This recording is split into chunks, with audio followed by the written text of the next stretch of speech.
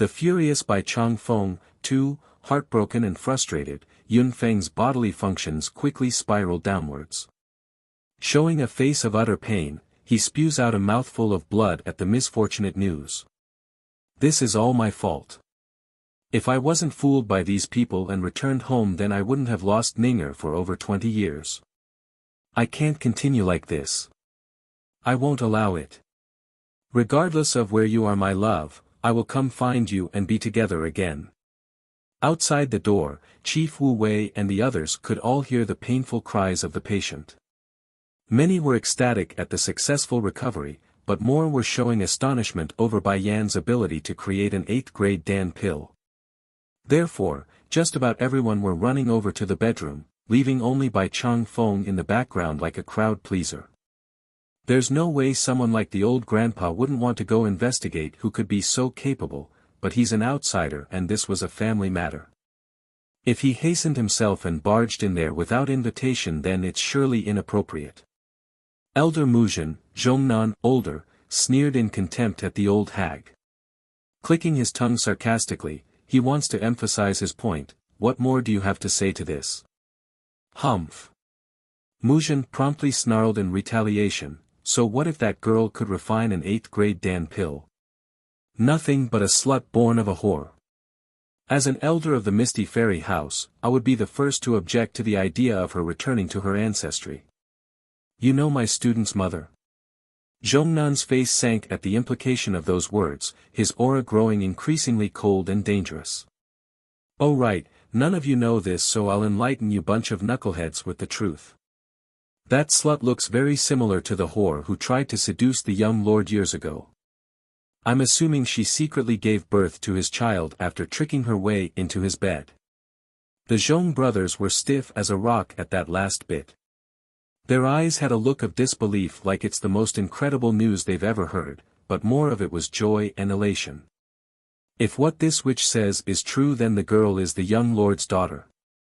That means our Misty Fairy House has an heir. Don't get too happy just yet. The whore from back then is a person who idolized the rich. Because of the young lord not revealing his true identity, that person ended up running away with another wealthy individual. Heck, we can't even be certain this little slut is related or just some brat trying to sneak her way into our ranks. Scoffing a derisive chuckle, Muzhen proudly states her opinion for all to hear. You shut up. Zhongnan snaps and roars out, don't think the chief and madam would let you off for this. They're just busy and don't have the time to deal with you. Wait until they're done, then you'll get what you deserve. Casting a sideway glare at the old senior, Muzhen didn't care what this fella had to say to herself. Instead, she began to stroll towards the bedroom like she owned the place. Zhongnan was absolutely livid by this point and wanted to attack right then and there. Thankfully the younger brother Zhongbei decides to step in and grabbed at that arm. Shaking his head, don't, Yun Feng has only just recovered from his illness, so we mustn't let our arguments disturb his rest. What's more, we still need Muzhen to get a better picture of what happened to Yenner's mother. After we finish probing her for the details, then nothing will stop us from exacting our revenge. As frustrated and unwilling as Zhongnan was, he knew that's the optimal solution for now. Pressing down that anger, he too had begun to head for the bedroom. This Misty Fairy House sure is noisy.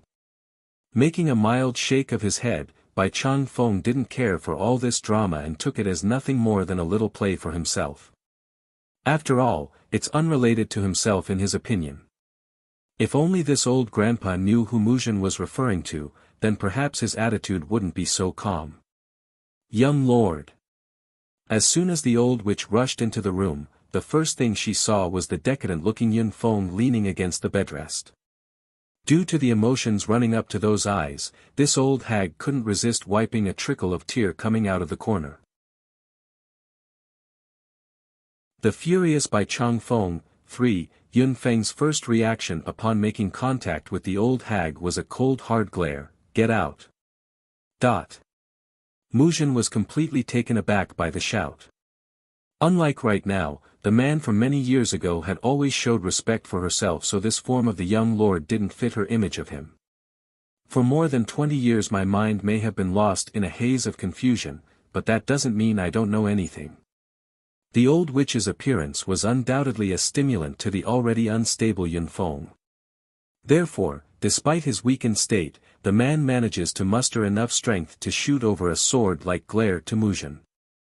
There's an unabashed disgust in his eyes, that's how much he disliked the woman. How many times have you slipped into my room while my parents aren't paying attention? And how many times have you tried to do illicit things to me? My mind may not be at its clearest over the years, but that doesn't mean I would forget there's a woman waiting for me out there. Muzhen, I respected you as an elder, but your behavior really makes me sick. The room had turned deathly quiet following each statement coming out of the patient's mouth. And since his voice was loud and clear, even Bai Changfeng, who remained outside, could hear the whole story. Wow, this misty fairy house is such a mess. I'm so glad it's not my home, otherwise I would be disgraced to the point where I have to hide my own face. Once I meet that 8th grade alchemist I should go back before I get any more involved. Sighing at the world's depressing lack of moral integrity, Bai Changfeng really didn't want to stay at this filthy place. Inside the room. Aside from Jun Tianyu, wife, who had long become aware of the ulterior motives of this old witch, the other 3 respected elders who also came inside were left flabbergasted. Their mouths kept working like they wanted to say something, but it's too much for their brains to process. Aside from the murmuring mumbles, no words could be pronounced. Chief Wu Wei on the other hand didn't go down that route. Flaring into an explosive rage, he nearly completely loses it in his demeanor, Muzhen. Despite jolting her body at the ear-defeating roar, the shameless old hag actually had the nerve to retort with a ridiculing cackle of her own, no matter how bad I am, I can't be any more worse than an ordinary girl. A woman without power or influence has no right to be at the young lord's side. Besides, pausing in her voice to organize her defense, Yunfeng is the one chosen by the goddess. Now that he's recovered, it's time he married the great being. A mere wench who only knows greed is not worthy of him. Though exposed to her filthy ways, the old woman did have a point in the eyes of the other people around. Aside from the Zhong brothers and the 2 parents present, none were willing to speak out in protest to that claim. Elder Muzhen is right, we can't afford to offend the goddess. That's right, the goddess is not only a person from the celestial realm, she's also the woman pursued by the demon lord and celestial lord. The fact that the young lord could be chosen by someone so great is his fortune. We can't miss this opportunity. If our misty fairy house can appease the goddess, then it's equivalent of forging a bridge between us and those in the upper realm. We must. Under normal circumstances, the patient himself would have went mad by now after hearing all those stimulating words. But now, his expression was extraordinarily calm to the point where it's frightening. Years ago I lost my wife and daughter because of you people. Now I'm back, I will never be any of your puppets. If any of you bastards dare to get in my way, then I would rather die before I allow any of you to get with your ways. Daughter? The threat was definitely damning for those who heard it, but it's the word daughter that fully captured everyone's attention. They're filled with shock in the eyes. The young lord has a daughter. Turning to Bai Yan's presence, Yunfeng's gaze turned from a cold hard glare to a soft gentle look of a father facing their children. Child, you've suffered during this time. Don't worry, I won't let anyone bring harm towards you again. The furious Bai Changfeng, for Jun Tianyu had her speculations, but now for it to be confirmed was enough to send her over the edge of tears. Did you hear that, Wu Wei? She's our granddaughter, our granddaughter. Yunfeng, she's your daughter and our granddaughter. Heaving a long sigh at how cruel fate could be at times, Chief Wu Wei holds onto his wife's hand and pats her in a comforting manner. Yes dear, I heard you. We now have a granddaughter. We finally have a grandchild. Feeling words alone weren't enough to express her emotions, the madam pushed away her own husband and tightly grabbed onto Bai Yan's hand this time. Child, no wonder I felt so close to you as soon as I saw you. This is what they call the connection of blood, truly a miracle. Bai Yan didn't have the heart to withdraw her hands despite the awkward discomfort. Madam, even if you want her to be your granddaughter, you must first make sure she's correctly your kin. Muzhin stepped forward and cocked the most annoying and irritable smirk ever. Elders, I want to point out something crucial for everyone to hear. That woman from back then is a whore who would sleep with any man who gives her money. We have no way to know for certain this girl here is even related. None of the elders responded or answered her claim. Regardless of it being true, Bai Yan was Yunfeng's biological daughter. The mere fact that she's able to reach the monarch rank and refine an 8th grade Dan pill proved she's extraordinarily talented. This fact alone meant they must think twice before taking sides.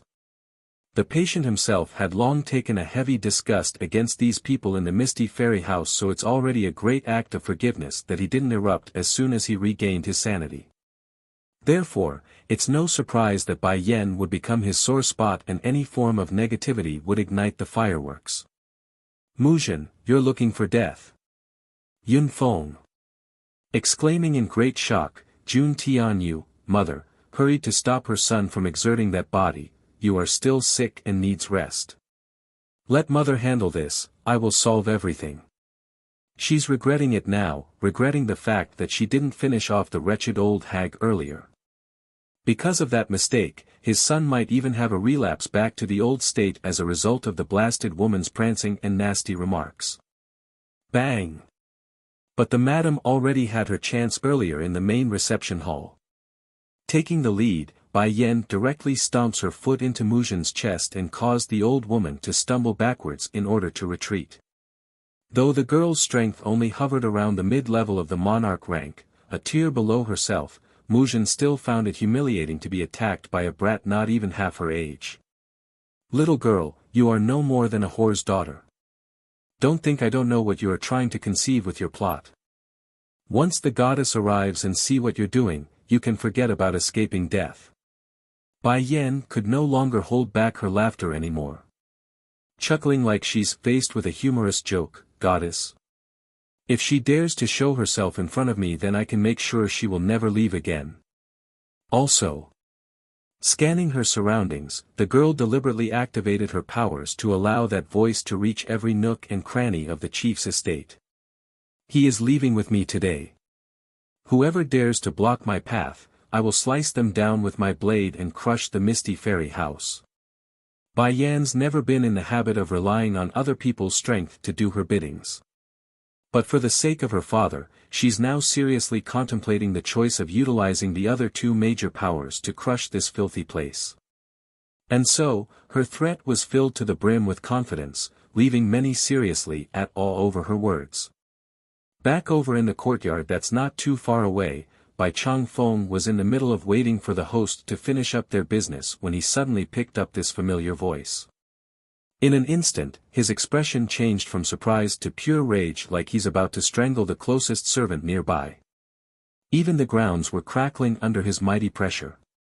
Not even a few seconds later, Muzhin was about to swing up another long sequence of tirades again when the door to the room suddenly got blown apart, causing the nearest occupant inside, aka Muzhin herself, to go flying forward and crashing face first to the floor. And since the blow was oozing with power, she had the unfortunate case of taking the aftershock of the blast into her chest. Who dares, shooting her irate face up to confront the one who attacked herself from the back, the impudent old wench was just about to lash out before she realizes who it was. From what should have been a loud banshee screeching for bloody murder had devolved into a squeamish hamster who wanted nothing but to hide herself into the tiniest corner of the room. The furious Bai Changfeng, 5, if it was the chief then she could still survive out of consideration she saved the young lord's life back then, but if she provoked this old man then the fate awaiting her would be certain death, or worse. Like Muzhin, Bai Yan was also too startled for words. For one, the girl had planned to escape before her grandfather arrives after catching wind of his visit. But now, she's caught red-handed and instantly lost a lot of her momentum compared to a few seconds ago. Why are you here? Still fuming with smoke coming out of his head, Bai Changfeng was more pained than anything else really. So this brat is the alchemist mentioned by Chief Wu Wei. Is she trying to make me die from heart attack? How could she do something so rash like attempting something so dangerous? That's a recipe which would cause an alchemic trial. A simple error means the destruction of her soul. Chief, so your cheap granddaughter offended the medicine sect. Huh, it looks like the Misty Fairy House is doomed at this rate. Upon catching the enraged look in the old lord's eye, Muzhen just couldn't keep her trap shut and started to get cynical again. Then before that filthy tongue could say any more, Bai Changfeng's hand had moved. Sweeping a gust of energy forward, the roaring force created by the gesture makes a direct impact to the woman's chest and sends her flying backward until her existence eventually makes a loud cracking sound at the wall. Blood kept pouring out of her mouth this time like she's suffered a serious injury inside. You shut up. The old lord's body was starting to exude a visible layer of killing intent, indicating how serious he was. From now on my medicine sect is forever at odds with the Misty Fairy House. If there's you then there's no me. If there's me then there's no you. Everyone was completely left in the dark on why the old grandpa would say this from out of the blue. To them the old guy had clearly lost it in the head. What's going on? He was still good just now, why is he suddenly declaring war? Seeing Bai Changfeng angrily stomping over to Bai Yan's location, everyone quickly came up with an idea. It can't be. This girl offended the medicine sect. Growing more nervous by the second, Jun Tianyu, wife, transforms into a mother hen and hurried to block in front of her granddaughter's body. Vigilant in those eyes, Lord Bai, no matter what happened in the past, she is still just a young child. Why don't you let it go for this one time?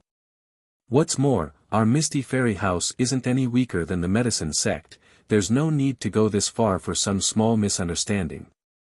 Perhaps it's the preconceived impression she had of the Misty Fairy House, but Bai Yan could honestly say she didn't have any fond feelings for this place. Coupled this with the fact that it's them who caused her parents to separate, it only made the fact worse. However, Jun Tianyu's protective act changed that and tore down some of that negativity she had. This is between me and Yenner, you people from the Misty Fairy House stay out of it. In the old grandpa's view, it's all these people's fault that his precious granddaughter needed to go through such risk. Then looking at the singed appearance around the hair and clothes, the girl literally looked like someone that's been sent into a laundry machine but worse, it's not hard for this biased old man to want some payback. Then just when Jun Tianyu was still befuddled by Bai Changfeng's form of address to her own granddaughter, the old man had already reached over from the side to wrangle the poor girl out from behind like an eagle holding a sheikling. You're getting real bold now, aren't you? You actually got the nerve to refine an 8th grade recipe. Why didn't those thunderbolts beat you to death so you can learn your lesson? Is it because I'm doting you that you're brave enough to do as you please regardless of the danger? Compared with the proud and temperamental old Lord Lan, this grandfather of hers had always been on the gentle side. For him to lash out as well in this manner showed how much her behavior had hurt him inside. Grandfather, I was wrong, knowing she's at fault, Bai Yan throws out an apology first and admits her mistake. However, she immediately followed it up with another sentence, but if I had another chance, I would still do it again. Grandfather. The crowds of gathering onlookers were dumbfounded. This girl is Lord Bai's long-lost granddaughter. If this is the case, then Ning'er is Bai Changfeng's. The patient on the bed shuddered at the realization as well, Bai Ning. Bai Changfeng. Why didn't I think of it before? The furious Bai Changfeng, 6, I've said it before that I find her oddly familiar, to think she's Bai Ning's girl. Jun Tianyu had seen the younger version of Bai Ning during a visit, hence the reason why she still held an impression. As for Yun Feng himself, the man never left the Misty Fairy House until that venture, nor did he interact with anyone from the other 2 powers. Otherwise, he wouldn't have been so blind to his love's background or identity. Lord Bai, are you really Yenner's grandfather and Miss Ning's father? Zhongnan grew ecstatic inside. You know where my daughter is? Clenching up in his guts, the old lord would dismiss the fault coming from these people if it means he could get the slightest hint of his daughter's whereabout. Well, excluding Muzhen of course, that one he's going to kill regardless. Back when young Master Yunfeng and Miss Ning fell in love, it was I and my brother who was charged with bringing him back after we snatched the mission away from Muzhen. Us brothers didn't like the idea, but the goddess's will is to take him as her husband. Bang! Bai Changfeng's anger came boiling over again. These people dare to break up my daughter's marriage? Unforgivable. Grandfather, Bai Yen interjects, her brow furrowing. He is my Shifu, so you mustn't scare him. Sure enough, the last comment had a quelling effect on that temper. Go on. Later, Zhongnan casts a disgusted glance over to the one responsible. The elder council locked the young lord away, refusing to let him leave the Misty Fairy house again. Muzhen claimed she wanted to know what sort of woman could cause him to be so fascinated, so she went out to investigate. By the time she returned again, that bitch told everyone, spreading claims that Miss Ning is a unkept woman who likes to flirt around with other men. These details are already known to the old lord due to the commotion from earlier, but unlike before, he now knows the one they're talking about was his own daughter. That means the needed requirement for him to explode has come, and it could be seen in the thick layer of murderous aura slowly seeping out of his skin and onto the ground. And, she claims, her ladyship sold her body out for money and had run off with someone else after finding a wealthier man. Of course, the specific words weren't so bland or kind back then, just that Zhongnan couldn't bring himself to say it out loud. He's afraid it would dirty his own mouth with those foul words. Ha ha ha. The old lord bellows out a mocking laugh like a mad wolf. My daughter, you people believe my precious daughter is someone who would sell her body out for money. Ha ha ha, my shining jewel, the young lady of my medicine sect, to think she would be trampled upon by ants like the bunch of you here. What a farce. What a laugh. Know this, all of you. My daughter Bai Ning can take any man that she wants, and they would crawl to her feet if they must just to get a glance at her beauty. Don't even think for a second any of you here are worthy of licking her feet. Letting his words sink in so none would have any delusions of what he meant, Bai Changfeng then shifts his attention to the most important individual that's currently huddling at the corner of the room. You over there. You think the Misty Fairy House can save you? My medicine sect is also one of the 3 major powers in this world. Even for this filthy place that harmed my daughter, it's at best only on equal footing if not less. Pale in her complexion, Muzhen's whole existence was a shivering mess as she curled into a fetal position.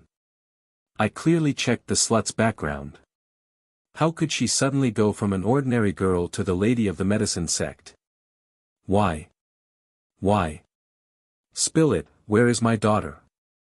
The old lord literally wanted to rip the woman apart and shred her to pieces. Back then, was it you who injured her? Is it you? Despite the frantic state she was in, Muzhen still had enough awareness to know if the truth comes to light then she's doomed for sure. The fact that those assassins were from her end must remain a secret, regardless of the torture or punishment. You say Bai Ning was injured? The madam asks after catching on to that last bit of information. The furious Bai Changfeng, 7, yes, my daughter was chased and hunted down by an unknown force. Those pursuers eventually caused enough injury to make it severe enough that she had to entrust her own newborn child to a friend.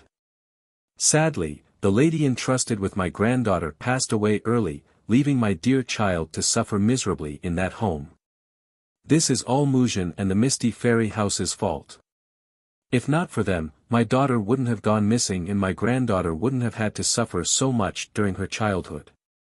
But there was one question bothering this old grandpa still. His daughter clearly could have returned home to the medicine sect. Why must she entrust the baby to a friend instead of himself? There must be something I don't know yet. A missing piece of the puzzle. Standing there in a daze for a good while, Chief Wu Wei eventually came back to his senses and turned to the one who knew it all. Muzhen, what is the meaning of this? Who harmed Bai Ning? Turning slightly green from her already pale face, how would I know, chief? You don't know. The man huffs a snort. Who was it that told me Bai Ning is only an ordinary girl from a mundane household? And who was it that said she's nothing but a person who sells her own body for benefit? Now you are telling me you don't know who harmed her. You really take everyone for a fool, don't you? I am almost certain now the one who ordered the pursuers to attack the lady is you, isn't it? Inwardly gnashes her bloodied teeth. If I had known beforehand that slut would breed a bastard child, I would have went in person to finish her off. Then none of this would have happened. Just when Muzhen was brooding over her mistake, Yun Feng, the man himself, had snuck over with both hands drawn. Gripping tight, his mad and fierce look gave no doubt he wanted to choke the woman to death. It's fine if you won't admit it, as long as I know it's you then it's fine. You harmed my wife and still want to dirty my family? I will pay you back for everything. Bai Chang Feng didn't raise any objections about the remark of his daughter being another man's wife. Only watching silently from one side, his gaze appeared almost approving in that faint nod. It's unavoidable that this old grandpa would behave this way. Sure, he could ignore the fault of his supposed son-in-law since he didn't mean to leave the mother and child behind, but it's still he who left after being deceived. Grandfather, Bai Yen figured it's time and decides to bring out the main dish. Regarding what happened to my mother, I have a witness. Tsing Yi, Dragoness, go bring him here. At the drop of that command, a woman in a radiant blue dress had waltzed in, her arm dragging a middle-aged man which she readily threw to the floor. This act alone sent Muzhen into a crazy fright. She recognizes that body. Isn't he supposed to be dead? Why is this slut bringing a dead corpse in here for? No one knew what's going on or what Bai Yen intends to do with a cold corpse, but what happened next was enough to make any grown man hurl their guts out, including those who've seen countless battles in life. Through the goading gesture of those fingers, a transparent soul of misty white gradually seeped out of that flesh and floated there within her grasp. Perhaps it's the fact that he's been ripped from his body, or the fact that he's denied the chance to move on, but that agonizing expression was eerily spooky and hair-raising. Though it's not making any sound at all, the screams of pure hell could easily be discerned through that howling scream of a face. It's well known that if a person dies, unless the soul was destroyed, they would always leave the body after 3 days in order to reincarnate. But this went beyond convention, for the girl had openly ripped a person's soul out from their body. So what does this mean for everyone? Nothing much aside from Muzhen, who's now on the stage. The dirty deeds are surely going to be revealed through a dead man's mouth. And sure enough, that ghostly man who somehow managed to get a second wind at revenge pounced like the haunted ghost that he's become. The furious Bai Chang Feng, 8, those ghostly eyes were blood red, voice a shrilling howl like that of someone's fingernail scratching against a wooden plank. This being was in every sense a specter of vengeance than a soul. You, losing all color from that face, Muzhen hastens to step back from where she stood. Unfortunately for this vile existence of a woman, there's only a window behind her, leaving no other place to run or hide. Muzhen, you are only afraid of us revealing your secret of killing that woman, that's why you murdered us all. We did so much for you, I did so much for you. No matter what, I will drag you to hell before I go. The murderous ghost charges in a vain attempt at stealing his former liege's life. An ethereal body has no way to make physical contact with real flesh, so all that accomplished was turning the woman a dreadful white. Muzhen's heart was as cold as the dead right now. Looking around, her first instinct was to explain and deny, he's maligning me, I did nothing of that sort. I only killed him because he made a huge mistake, I really didn't. Pa! This slap across the face came from Hun Tianyu, wife, she's trembling all over due to the intense rage coursing through those veins. In the end, all that hate and all that anger devolves into nothing but tears of frustration and self-disgust. Who allowed you to touch her? Hand clenching into a tight ball, the madam truly hated herself for acting so late. Do you really think we would keep tolerating your insubordination? I should have killed you years ago, then maybe none of this would have happened. This evil witch not only killed what was supposed to be my daughter-in-law, she's even trying to take my granddaughter as well.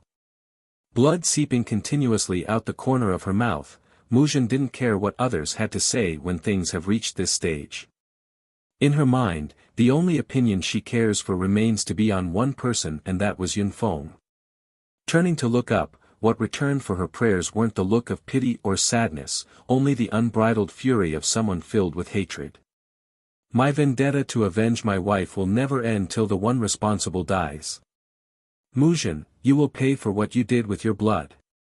Gnashing his teeth, Yunfeng squints his eyes into a menacing glare. But, letting you die is too easy of a fate for someone like you.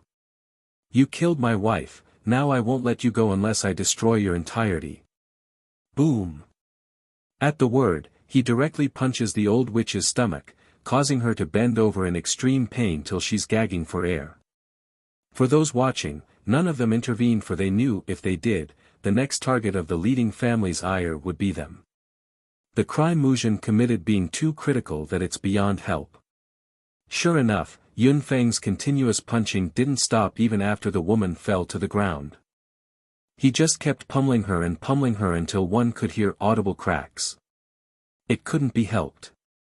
This man who's been lost in a world of delusion and madness for 20 years had nowhere to vent his frustration. And as it so happens, the one responsible for most of his misfortune now stands before him, letting him free to beat and slice with the blades as he please.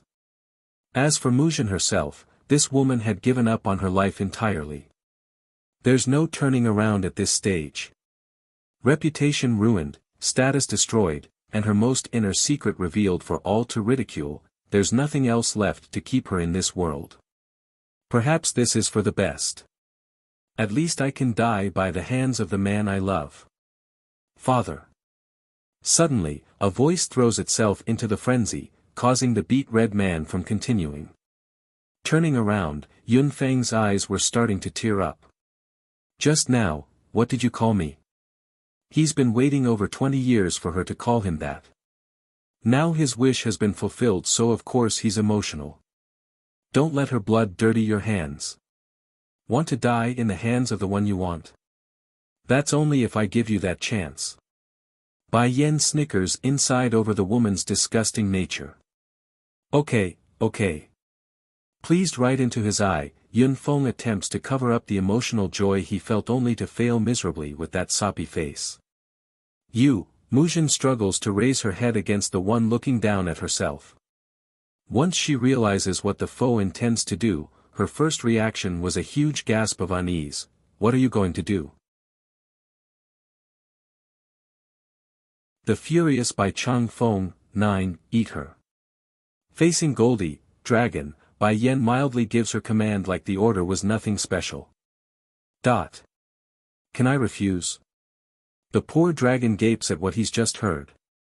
Truth is, mistress, meek in his tone, I can't get myself to swallow this human. Due to the repeated injuries she suffered thus far, plus those insulting words, Muzhen had once again puked blood out from her lungs. Just that this time it came straight from her heart and left that part stinging like something just burst. Yenner, Bai Chang Feng decides to speak up, his face an open frown. I want to bring her back to the medicine sect. This took Bai Yan by surprise. She didn't expect her grandfather to want someone like this. She hurt my daughter and insulted my granddaughter, death is too cheap for her. Let me take her back home and I will find thousands of ways to make her pay for what she did in the most painful manner possible. Alright, Bai Yan nods, I'll give you a Dan recipe as well to go with it. The medicine can revive someone even if they're a breath away from death, a perfect solution when she's about to die.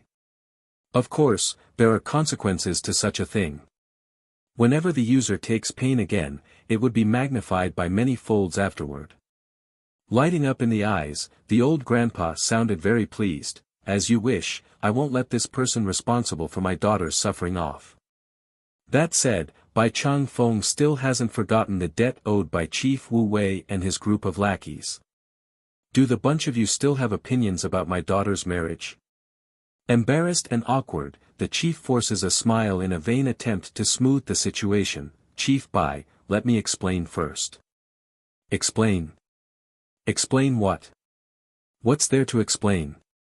You'd better go back and get ready to meet the challenge from my medicine sects. Twitching in the mouth, Chief Wu Wei immediately sneaks a peek to his son Yun Feng for help, hoping the connection there would earn him some leeway. As long as my son speaks up, then Bai Yen will soften up. By then both sides will remain harmonious, otherwise, war would be unavoidable. However, the expected persuading words never came, only the inaction and ignoring attitude. Father-in-law, I am willing to leave the Misty Fairy House and take on your family name. Would you be willing to have me? Fumph. Chief Wu Wei coughs a few times after hearing those damning words. Wife, do you see that? They all say daughters like to side with others, now it's our son who's siding with others.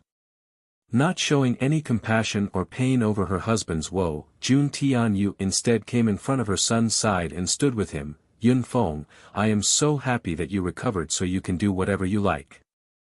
What's more, I will also come with you to the medicine sect because I can already tell your father intends to give you away to that whatever goddess again. Towards this unified offense of mother and son, Bai Changfeng was rather pleased inside over this. He's very angry still over his daughter's fate at the hands of these people, so the grudge he held only got suppressed, not dismissed. Alright. My medicine sect is big and wealthy anyways, a few extra mouths to feed is nothing for us. Since your so-called husband and father is such a weak person inside, then it's best to leave him anyways. He too doesn't want such a cowardly in-law. Don't go too far. By Changfeng, the chief was downright livid in his face. Not only does this old fart want to steal my son, he's also trying to steal my wife. I'm only enduring you because I don't want my son and my granddaughter to be sad. Don't think for a second I am scared of your medicine sect. I don't care. Bai Yen shrugs then to cut in. Smiling all the way as she turned to the Zhong brothers. Shifus, do you two also want to come back to the medicine sect with me? Her grandfather was currently supporting her father. As the good daughter and granddaughter, it's only proper there be no internal conflict and only good support. And sure enough, Bai Changfeng became rather satisfied inside. That's right, Yenner is taking my side. So what if she's related to these people? It's always the grandfather that's the most important.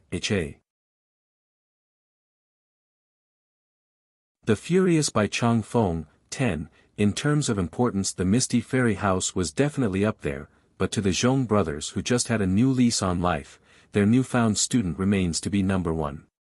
What's more, the both of them knows fair well that Bai Yen wouldn't really make a move against her own relatives, merely an act to scare the chief in order to get some good old payback for what he did years ago.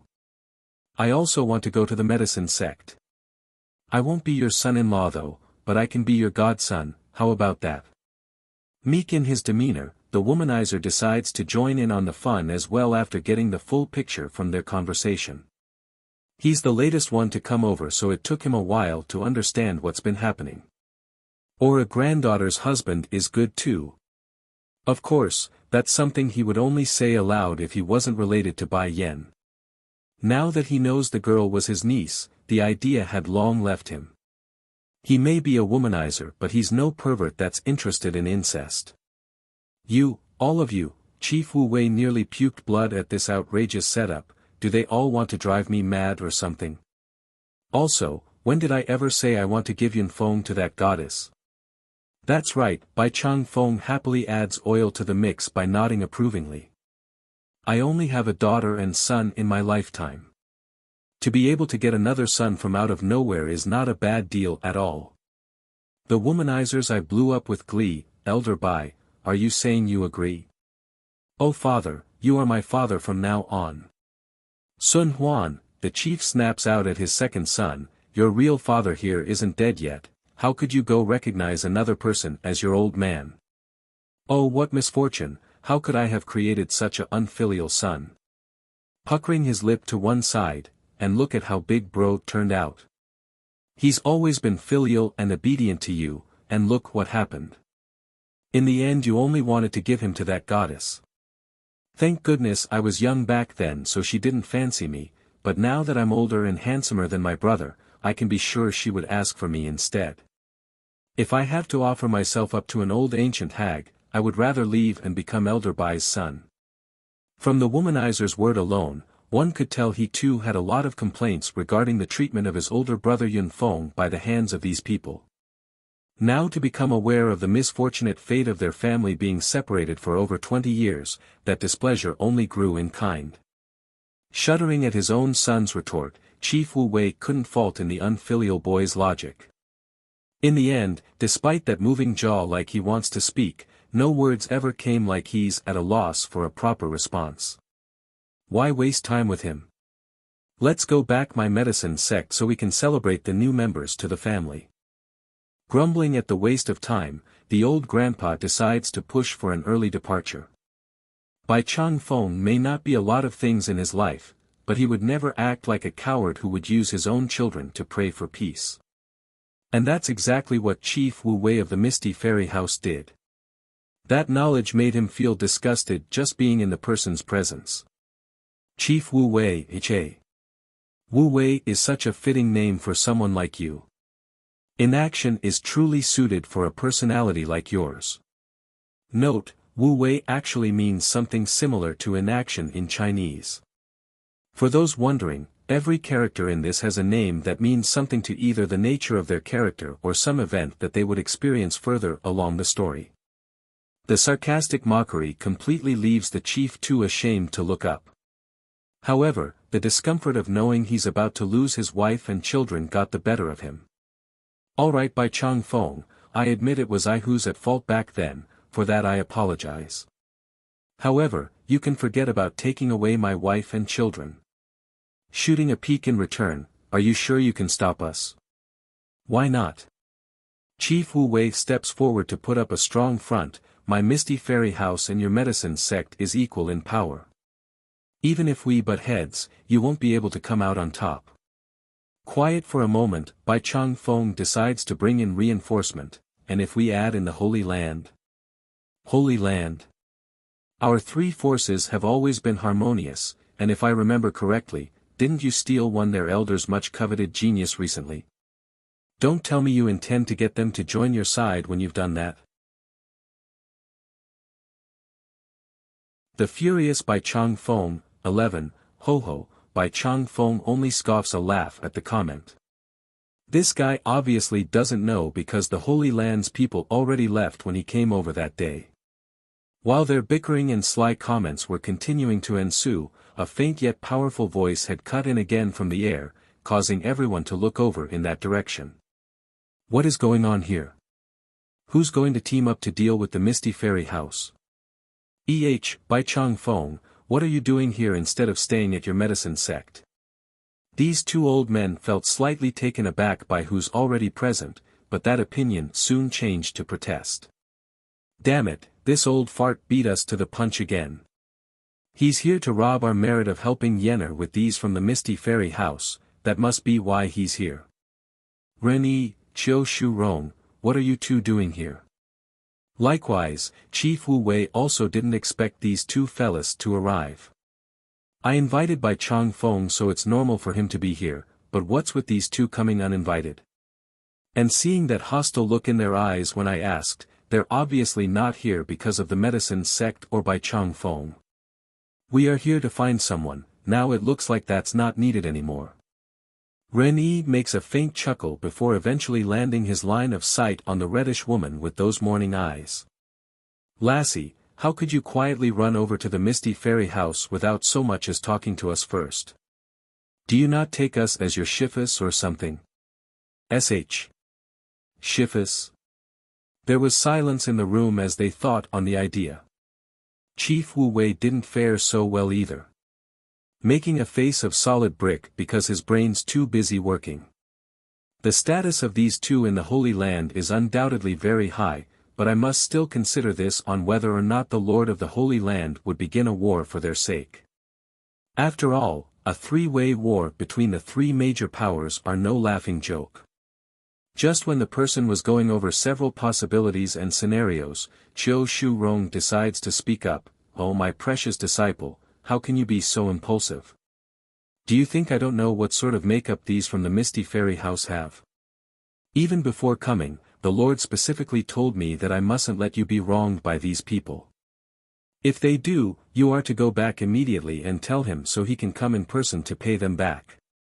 Warmed to the heart over the kindness, Bai Yen knows full well how much care she has received during the years she stayed in the Holy Land.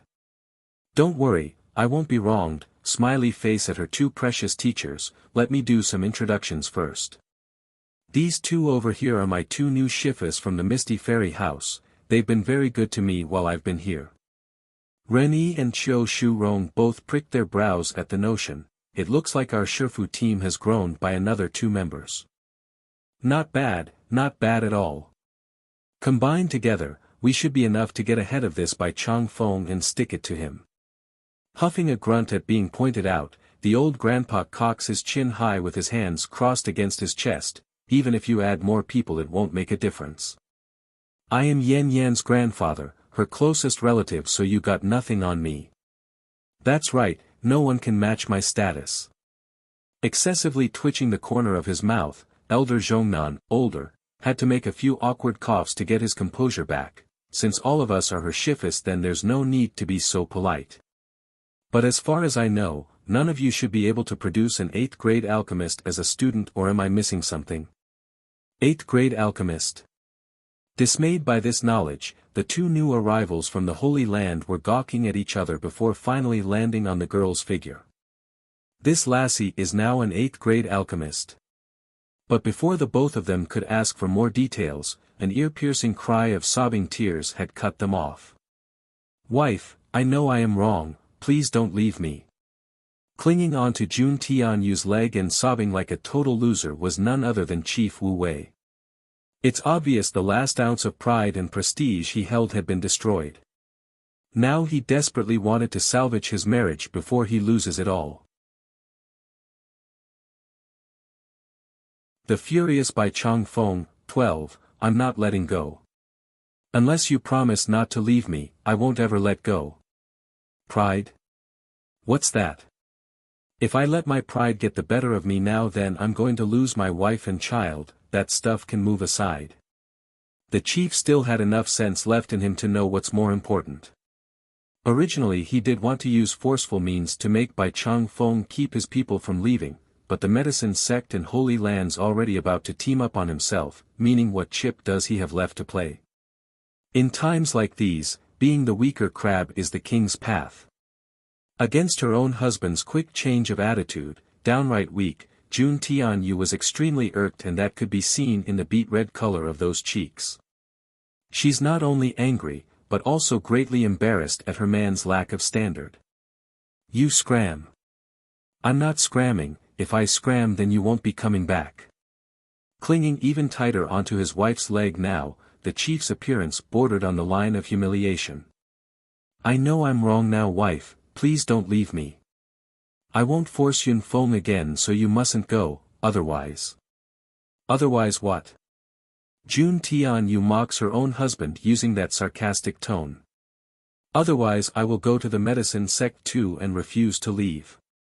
The only way Bai Chang Feng can get rid of me is to drive all of us out. That comment instantly leaves a series of black lines across the old grandpa's face. My medicine sect doesn't welcome you. I don't care. If you dare take my wife and children away, then I'm going to loaf around at your home. You must also feed me well and take care of my living expenses. Before the man could even finish his ridiculous statement, Bai Chang Feng had already heard enough and sent a kick over as protest. Get out of here. It's not enough that he wants to loaf around my home. He also wants me to feed him well and take care of his living expenses. Dream on. Chief Wu Wei. Making an exasperated face, the poor old grandpa sucks in a deep breath in order to gather the air for what he's about to say. I'll give you one last chance. If you can find my daughter, then I'll forgive you for the sake of my granddaughter. For Yun Feng, who's been staying quiet to one side, the man naturally lit up at the notion of his wife being alive. Father-in-law, is Ninger still alive? My wife is alive still. Due to the emotional excitement he felt at the possibility, the patient couldn't control his appearance at all and could be read by everyone on what he's intending to do. If Ninger is dead, then where did Yen Yen come from, you fool? Peeking over to the person who's now staring intently at his every move, Bai Chang Feng says the obvious, but I am not 100% sure on the matter either. If the worst comes to pass, then you people from the Misty Fairy House better prepare yourself. And you. You can forget about being my son-in-law. I won't take someone who indirectly caused my daughter's death. Regarding the threat and whatnot, Yun Feng could care less. To him, someone that's been lost for the past 20 years, he only has his wife in mind, and now he couldn't even bear to stand a life without her. She's alive. As he laughed and laughed at the wonderful news, tears slowly trickled down his cheeks as well. Ninger, I'm sorry, I'm so sorry. I am useless, I couldn't protect you and keep you safe. If not for my incompetence, then you wouldn't have suffered so much pain during my absence. Looking at the pitiful appearance of the younger man, Bai Chang Feng honestly couldn't bring himself to hate the person. He's very tied inside. One part of his mind felt happy that someone had such strong feelings for his daughter, the other for the misfortune he brought along with the relationship. If only this child isn't from the Misty Fairy House, how good would that be?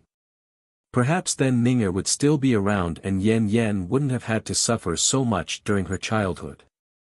Renyu and Qiu Shurong were both very confused by this sudden form of address. What is going on here? When did you become the father-in-law of the Misty Fairy House? A humph, Elder Zhongbei, younger, coughs a few times to clear his throat. Things are complicated. Despite that, the younger brother of the two used the easiest form of words to describe and explain the events of earlier. This way the two new arrivals from the Holy Land would get a clearer picture of the relationship they now all shared. Of course, the main topic mainly revolves around the lies produced by Muzhen and of how the old hag wanted to deceive everyone into harming Bai Yen. Outrageous. Qiu Shurong, third, puts on an exasperated face. My disciple's status within the Holy Land is one of a kind. Our Lord loves her and our princess trails behind her at all times. Even our young Lord had tried to abduct her on several occasions only to fail miserably. Oomph. Renyi, second, hurries to cut in with his voice. Yen Yan's father is still around, you idiot. The furious Bai Chang Feng, 13, sure enough. The last tidbit about someone trying to kidnap his daughter had finally brought the man's attention back to reality. He may be mostly filled with the yearning moment where he and his wife reunites again, but that's still far into the future and not now. Mistake, my mistake, all embarrassed, Qiu Shurong, third, hurries to correct himself. No matter what, Yen Yan's identity within our Holy Land is extremely high. There's no reason for her to discard that to come to the Misty Fairy House. Muzhen had been listening in on every despite her dreadful condition. Due to the excessive blood loss and repeated injury, she's incapable of speaking or moving, only able to stare intently with her murky eyes like she's unable to accept fate. Yen Yen, you should hand this Muzhen to us in the Holy Land instead. The torture chambers inside the punishment hall is much more suited for the likes of her. No way. Bai Chang Feng angrily refuses. Yenner already promised to hand that wretched woman over to me for disposal. I won't let you rob me of my pleasure of getting payback. So what if I'm robbing you? It's not like it's the first time you robbed people from our Holy Land anyways. It's about time us brothers got some payback on you. I said no, so it's a no. You bunch from the Holy Land is too soft, totally incapable of properly making her regret for what she's done. The onlooking crowds were dead silent as they all watched the bickering nonsense from the three prestigious old seniors. It's one thing to compete between themselves for some geniuses, after all, that's expected for every power and faction out there. But now they're arguing over who gets custody of a prisoner. That's just ridiculous. A humph, excuse me, but Muzhen is a person of my Misty Fairy House. If there is any punishment to be made, I believe I should be the one who gets to decide. Chief Wu Wei decides to chime in after some thought. This would be a good opportunity to make up for my past mistake, otherwise I might get demoted even further than I already have in front of my family. Scram! Who do you think you are? I still haven't settled the debt with you yet and you dare come shove your face in front of us? Heck, I'm seriously worried you might just let this woman go if we're not looking. Originally the three bickering old fellas were still going at it until the annoying pest decides to cut in. And without deviating from expectation, they promptly unified to shut the chief down and glared daggers at the person. Against the complete lack of respect, Chief Wu Wei could only say he's absolutely steaming. I am still the leader of the Misty Fairy House, when I have to endure such indignation. Damn it, if not for my wife and children, I wouldn't even put up with you bastards. You all want to quarrel, then do so afterwards. I came to the Misty Fairy House for a seed from the Bloodvine plant. Bai Yen figured it's time she stepped in lest this drags on till midnight. Oh, how careless of me, Jun Tian. Pats her own forehead like a forgetful person. What are you still standing there for? Don't you see your granddaughter is asking for the Bloodvine? Hurry and go grab it before I get angry. Oh, yes wife. Coming back to his senses, Chief Wu Wei made quick work of running inside to retrieve said item. Minutes later, he's returned with the precious box holding the seed inside. The elders of the Misty Fairy House had wanted to protest at the sight, but in the end, they couldn't bring themselves to speak up in light of those moving jaws. Here you go Yenner, all flattering in his demeanor, the chief offers up the prize. Who said you can call her that? Bai Chang Feng snorts, all huffing and puffing. Xiao Shu Rong, third, also frowns over the form of address. You should be calling her Miss Bai Yen.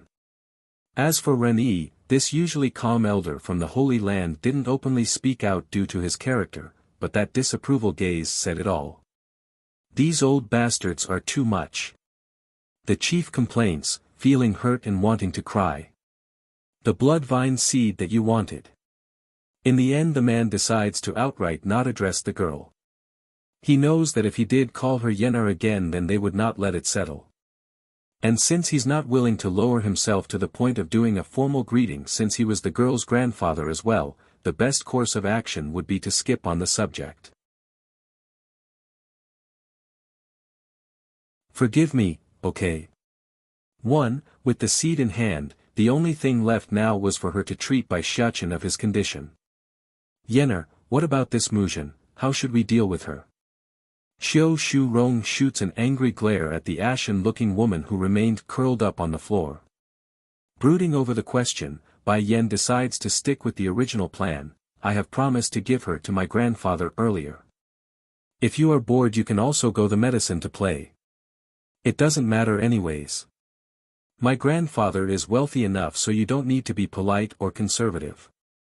Bai Changfeng's face literally contorted at that comment. Oh, the irony. How can this girl do this to me, her own grandfather? Oomph.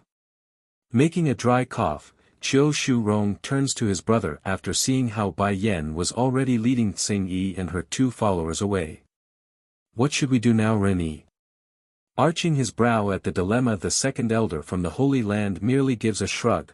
I guess we should wait for Yenner to come back before deciding. We still haven't confirmed Xiachen's health yet, so how can we just leave? Health? Bai Chang Feng was still distressing over his own home's impending expense increase when he overheard that last bit. Unsure, he hurries to ask, what do you mean by Xiachen's health? Did something happen to him? Don't you know? The whole reason Yenner came to the Misty Fairy House is to locate the Bloodvine seeds and to treat Xiachen. Sighing, Ren Yi shakes his head in disappointment, and from what I can discern, one of the main reasons behind the child's injury is related to his own father. Though the Holy Land elder didn't know the exact details or what happened, but based on the attitude and extreme anger Little Rice showed at the mention of Di Tsang's name from before was enough to tell him enough. If I had known things would turn out this way, then I would have helped the young lord pursue Yenner back then. That way both mother and child wouldn't have been hurt. What? The old grandpa flies into a rage. Xiaoqin's injury is related to Ditsung. What the heck is he doing as a father?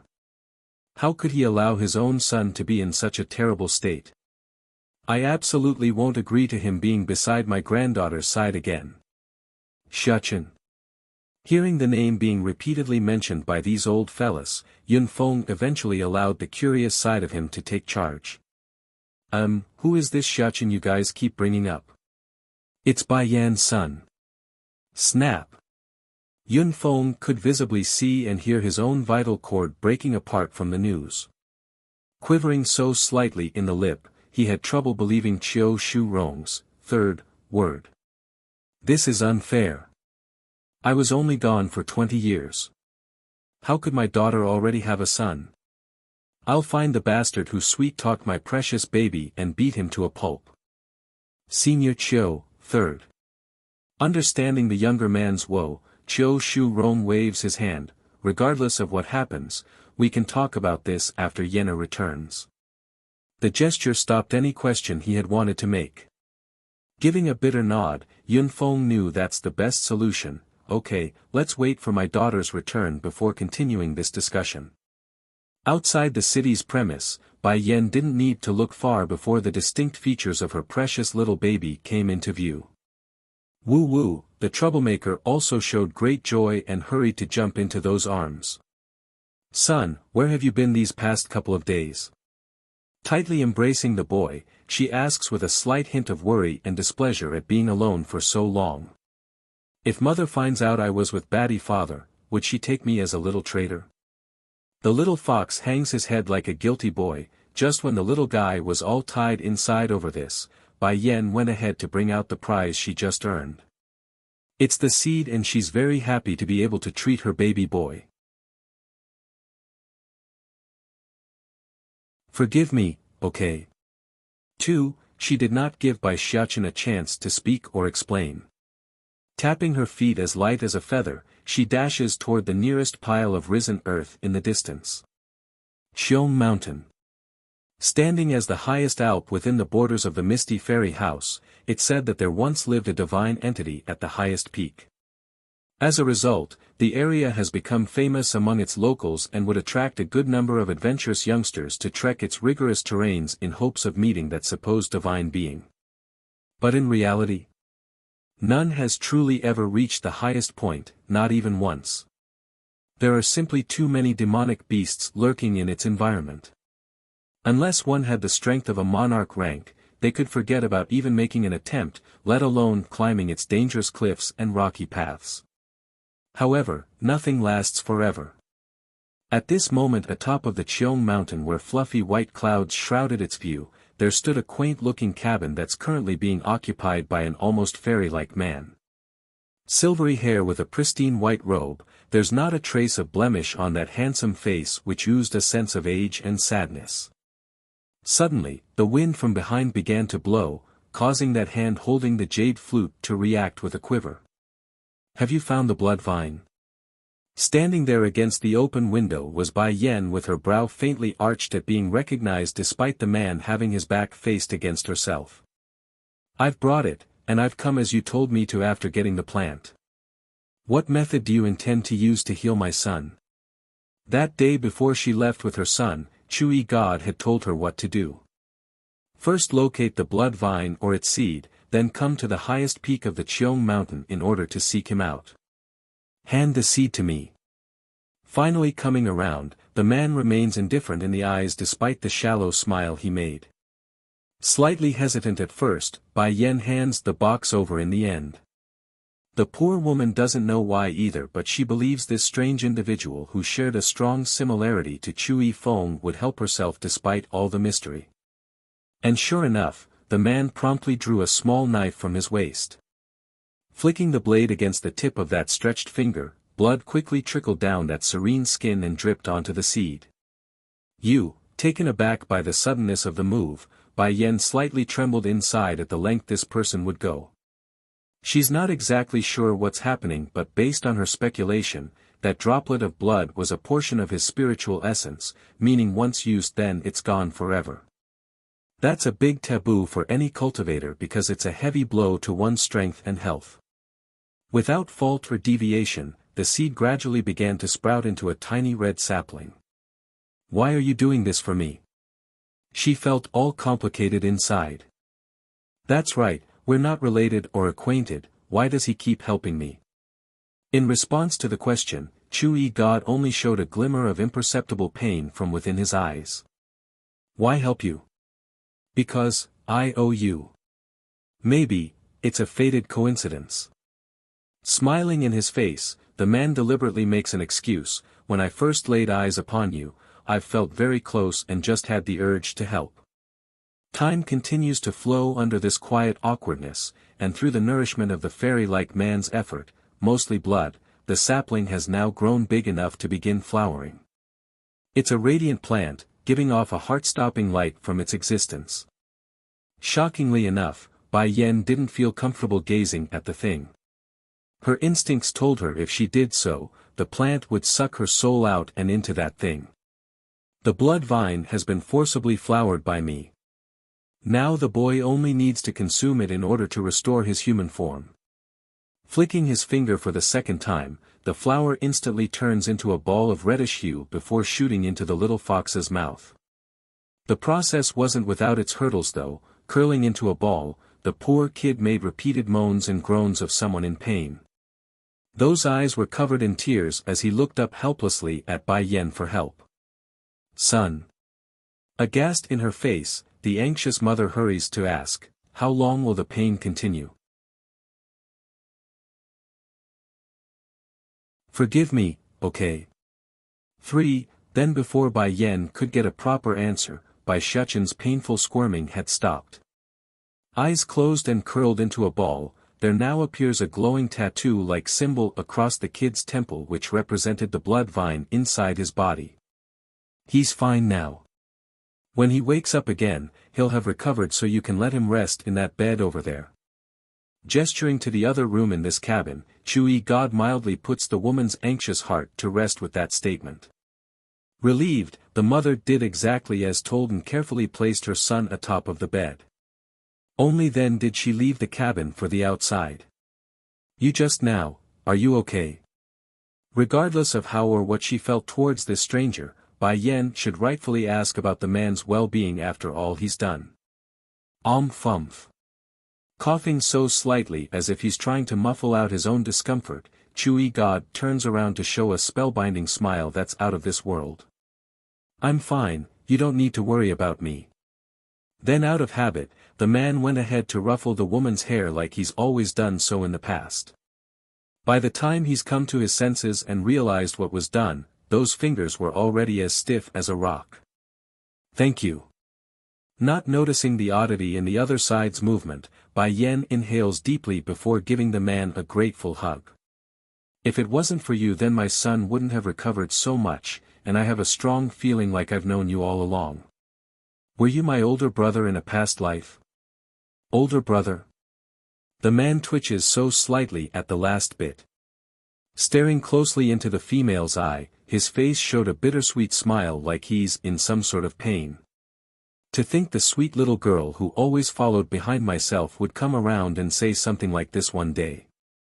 She should have been my wife, and she almost did if not for the mistake I did. Now what was done can never be undone, and we can never return to the old happy times we shared either. Maybe we were, the man sighs, patting her back in response to the hug. This is for the best. At least she wouldn't hate me if she continues to forget. Yen, what are you two doing? All of a sudden, a familiar voice of anger and jealousy interjects on their moment, causing the woman to stiffen over at the sound signature. Overbearing, tyrannical, and mesmerizingly seductive, this was none other than the one and only demon lord. Di Tsang. As soon as Bai Yen swung around to meet that face, her inner anger exploded. Just because he left a wisp of power around to protect me during the critical moment doesn't mean I'm going to forgive what he did. Without extra word or inquiry into the state of things, Di Tsang unleashes his all and allows his power to manifest across the entire mountain peak. Under this might, even the air itself had begun to twist and deform. But that's not all.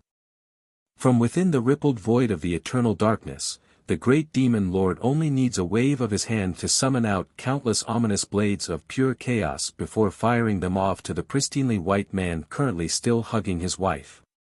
Thankfully Chewy God wasn't a nobody either. In a flash of glorious radiance, his body disappears in the next second and allowed the destructive attack to skimmer through the air and into the earth. This had the indirect effect of cutting off a whole chunk of the peak, leaving an awkward-shaped mass of rock and dirt to topple down the cliffside and eventually creating a landslide from the momentum. Stop it. Seeing how these two are about to battle it out in front of herself, Bai Yan immediately lashes out and snapped, "If you two want to fight then get lost. I won't tolerate any form of disturbance while my son is resting inside the cabin." The momentum of both males were quite monstrous and frightening to even the strongest masters of this world, but at her word and threat, it just suddenly disappears like someone choked the life out of them. "Forgive me, okay? For, Yen is my wife. The next time you touch her, I will chop off that hand." Showing a faint smirk in return, Chewy God clearly had other opinions. What she wants to do is her business, you can't stop her. Yes, I can't stop her from doing what she wants, but I can strangle any bastard who tries to woo her. Come one and I'll strangle one, come two and I'll strangle two. In this life she is destined to be my wife. Giving a warning glare to the other side that's also floating in the air, Di Tsang then descends to his wife's side. In that moment, from what was an intense and oppressive aura was now a flattering and pleading face. Yen, I can give you an explanation for what happened that day." Dry and a little hoarse in his voice, the desperate man tightly grasps onto Bai Yan's hand. "I was framed, that wasn't me that day. It was state teacher's mess. He created a substitute of me and that person impersonated me. Countless emotions could be found fluctuating within the woman's face, but in the end she did let it go. Oh. What does "oh" mean? Yen, don't you believe me? I believe. She said it before. If he comes and give her an explanation then she would believe him. But. Then you forgive me? Elated inside, Di Tsang's firm grasp strengthened a bit over the happiness. Take a guess. Tilting her head to one side, Bai Yan answers with an undiscernible smile that left him uncertain and nervous. Slightly aggrieved in the eyes, can I not guess? Then get out of my face. Huffing and puffing, Bai Yan had to take a heavy deep breath before she could suppress the urge to yell at him. Not willing to poke the hornet's nest, Di Tsang decides to focus his attention back to the competition. Squinting his eyes into a narrow slit, a powerful sense of sourness could be felt in the air as he eyed Chewy God. As always, if there's no room to vent his anger at the one he loves then it's only to be expected for him to turn to the closest target at hand. I won't go. Di Tsang viciously states his term. From here on forward, no matter where you go, whether it be the heavens or hell itself, I will accompany you to the ends of earth. You can't drive me away. Bai Yan promptly rolled her eyes at this big dummy. I know, you idiot. Truth is I already knew I might have misunderstood you that day when I realized you left a wisp of power to protect me. Back then she was blinded by anger, hence the reason why she couldn't reason out the flaws in the whole situation. If the matter didn't affect her so greatly, Bai Yan most definitely would have taken a different path from what she did. But Di Tsang, do you know what is the most important when two different individuals are trying to be together? Showing a blank face like most men would under such questioning, the great demon lord looked confused and clueless. It's being frank and truthful. You've been keeping a lot of things from me, so why should I give you another chance, and why are you coming to see me when you aren't willing to be truthful? Pursing her lips, Bai Yan gives one final fleeting glance before slamming the door in her husband's face. Forgive me, okay? 5, son. Cupping her mouth as the emotional tears trickled down those cheeks, Bai Yan couldn't believe what she was seeing. Mother, the soft voice instantly sent the poor woman racing over to the bedside. Pulling the little steam bun into her arms, she unleashes her pent-up anxiety into various forms of kisses and hugs. It's so good you've recovered, it's so good. Perhaps it's due to the kid only just waking up from his nap, but as soon as the haziness left those eyes, the boy immediately showed clarity and realizes what's happening. Don't cry, mother, I will always be a good child and never leave you. I'm sorry, Xiachen, I'm so sorry. Her voice filled with regret and pain. If I wasn't so incompetent then he wouldn't have had to suffer such heavy injuries. The reasons why she didn't forgive Di Tsang right away earlier most definitely had to do with the dishonesty and lack of trust between them both, but the other remains mostly because of their son's injury. Though not deliberate, the careless dote did have a hand in the cause. As punishment, she intends to make him suffer for a while. Mother, I have something to tell you, biting his lower lip, Bai Xiachen grew hesitant in his demeanor. Batty father told me that the incident wasn't his intention, it's someone pretending to be him. Also, he only left the palace due to something and had Fire Plume come back to inform us. But he didn't expect the fool to screw it up. Bai Yan's expression gradually darkened following every step of those words, yet Bai Xiachen remains oblivious to the fact and continued, Mother, do you want to meet with Batty father?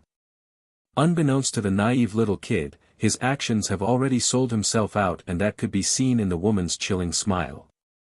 Making it involuntarily shudder, Mother, your smile is very scary. Sweetie, tell mother this one. Creepily chilly in her voice, during the past couple of days, were you with him the entire time? Shrinking his neck in, he silently nods, I was taken away by Batty father. Mother is angry, so scary. In order to protect himself, the little steam bun could only push the fault entirely onto his old man. So it's you who drew Di Tsang here. Bai Yan's smiling face deepened with the use of a menacing tone. Blinking his eyes in confusion, the poor boy clearly didn't understand the last question. I didn't bring Batty father, but I did promise him I would ask for your permission, mother. I understand then. Slowly coming before the doorway, Bai Yan promptly slid the door open to reveal the eavesdropping man. Instantly, the kid gawked at the sight of Di Tsang in his awkward position of leaning forward like a thieving spy. Why is Batty father here? Di Tsang, you are quite skillful, you know. To think you would trick your own son into leading you to me and could even make him speak kindly on your behalf. Moody in her appearance, Bai Yan's smile grew very dangerous. Towards this, the demon lord himself only felt a creepy chill running through his robe and under his skin. It's so bad that he actually shivered for a bit, something that shouldn't be possible. Yen, let me explain. In his urgency, Di Tsang makes a grab for the woman's arm, I just. Let go. She snaps upon contact. I'm not letting go.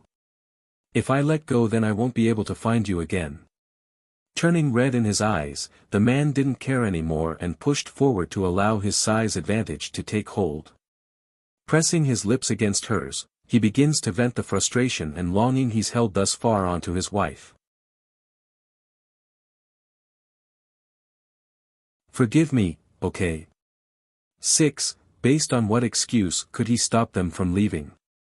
Heck, what right does he even have to say he could? So, in his desperation, Di Tsang did what he knew best and used action to speak for itself. Scram. Irritated, Bai Yan bites down at that unwanted lip, causing it to bleed and the blood to fill her taste bud with strong flavor of iron. Even so, aside from the initial pain and diluting of his eyes over the shock, he continued to hold her tight like a greedy pig that he was at the moment. Don't force me. In her rage, Bai Yan resorts to using force and slams hard at the man's chest. In an instant, the man staggers backward as a trickle of blood seeped from the corner of his mouth. Di Tsang. Exclaiming with great fright, Bai Yan was both annoyed and worried at her husband's pale complexion. Why did you not dodge? If letting you punch me can quell your anger then I'll gladly take it. Even if you get a knife to stab me a few times, I still won't dodge. Taking the opportunity to grasp onto that dainty hand, the man's lip had curved into a dumb grin. "Forgive me, okay?" She didn't reply right away, only lowering her head like she's thinking of something as her heart pounded away from the indecision. Yen, I really know I am wrong," tightening his grasp onto hers to not give any room for wiggling. "You said you wanted the celestial realm before, so I was busy mustering the forces on them. The reason I didn't tell you is because I wanted it to be a surprise. I honestly didn't expect you to misunderstand that. Please, I won't keep anything from you from here on afterwards." Jerking up in surprise, the woman's voice sounded shaky. I was only joking back then. How could you take my careless remark as real?" A droplet of sweat came pouring down the idiot's side, but I took it seriously. Yen, you should know by now I would take anything you say with absolute seriousness." All firm in his voice, he locked eyes with his love to show that conviction. Pursing her lip against that intense stare, "Since you have already begun your attack on the celestial realm, fine, I will lower myself into accepting the difficult task of ruling that world. However, I don't need you to solely carry on that burden using only your strength, I prefer to do it myself." Although Bai Yen did not say it outright, the man still got enough from those words to understand what she meant. She's going to join the battle and fight alongside him. Yen, does that mean you will forgive me?" Delighted in his face, Di Tsang's focus remains forever locked on his wife's contour. Against the excited voice, Bai Yen immediately got dubious and started to suspect something because of how quickly Di Tsang recovered from her attack. "Aren't you injured still by my punch? How come? Going stiff like a rock, it's obvious he's been caught." Hurrying to come up with a proper excuse after seeing the darkening expression of his wife, Yen, everything I said is true, so can you forgive me? I won't move or dodge if you want to stab me with a knife, and because you had just broken into the monarch rank not long ago, I'm impervious to your attacks." Steaming in her darkish red face, Bai Yen now got the gist of it. "So is he looking down at me because my powers are lower than his? If I didn't hurt you, then why are you pretending? And you also spit blood out as well." He admits faking his injury was bad, but Di Tsang was innocent on the second charge that's being pressed against himself. "If you didn't bite me so hard, then I wouldn't have bled." Don't mess with the father-in-law. 1. Seeing her man's guilty expression, Bai Yen knew right away she's been deceived. Showing a rippling smile, the woman appeared ominous and dangerous. "How dare you lie to me? Please listen to me, let me explain." In his urgency, Di Tsang wanted to defend himself only to be stopped by that blocking hand and freaky chuckle. "Son, we're leaving. Your great-grandfather is still waiting for us." Bai Xiachen had only finished taking his first step out of the cabin when he heard this order. As such, he could do nothing but cast a helpless glance towards his old man before cleverly making his way down the mountain peak with his mother. Originally Di Tsang had wanted to catch up to his family right away, but as soon as he did so moving forward, he stopped upon remembering something crucial. Turning around, his proud face dons a smug grin at the competition. "Next time when it comes time for my daughter's first-month celebration, I will definitely invite you to attend." Despite the provocative statement akin to a war declaration, Chui God did not show any changes to his perennially serene face. He's the wind, he's the sun, nothing in this world seems to matter to this divine entity. Hopefully, you would really have that day. Huffing a grunt at that, the demon lord didn't want to drag the conversation out and disappeared in a flash of purplish light, thus leaving behind only the pained-looking divine being in the background. "Lord." Standing behind the man now was a woman wearing a greenish-black dress. Respectful in her voice, this new arrival kneels down in respect. "I've been ordered to inquire on when your lordship would return to the celestial realm." Cold and indifferent, Chui God peers down at this messenger with the look of someone devoid of emotions. "It looks like my words are deaf to you people." Turning ghastly white over that sentence, the woman hurries to lower her head into a prostrating position. "Your servant here would never dare." "Don't dare," his voice sounding distant and untouchable. If you don't dare, then why are you still calling me Lord? Years ago I have already laid down my wish, there will be no celestial Lord again. Yet you people continue to call me Lord despite orders to only call me Sir. If that's not daring, then what is? Quivering there like a frightened hamster, the woman had 1,000 unwilling words to say. However, her lips did not move, only shutting themselves into a tight thin line. Out of my sight. The man's complexion darkened. Without my order from this point forward, none of you are allowed to come to this world. Yes. Sir. Clenching her teeth, the woman wearing the greenish-black dress didn't understand this or why that woman could still possess such love from the Lord after 1,000 years. At this time, back over in the main residence, Bai Chang Feng and the others are still waiting for Bai Yan's return.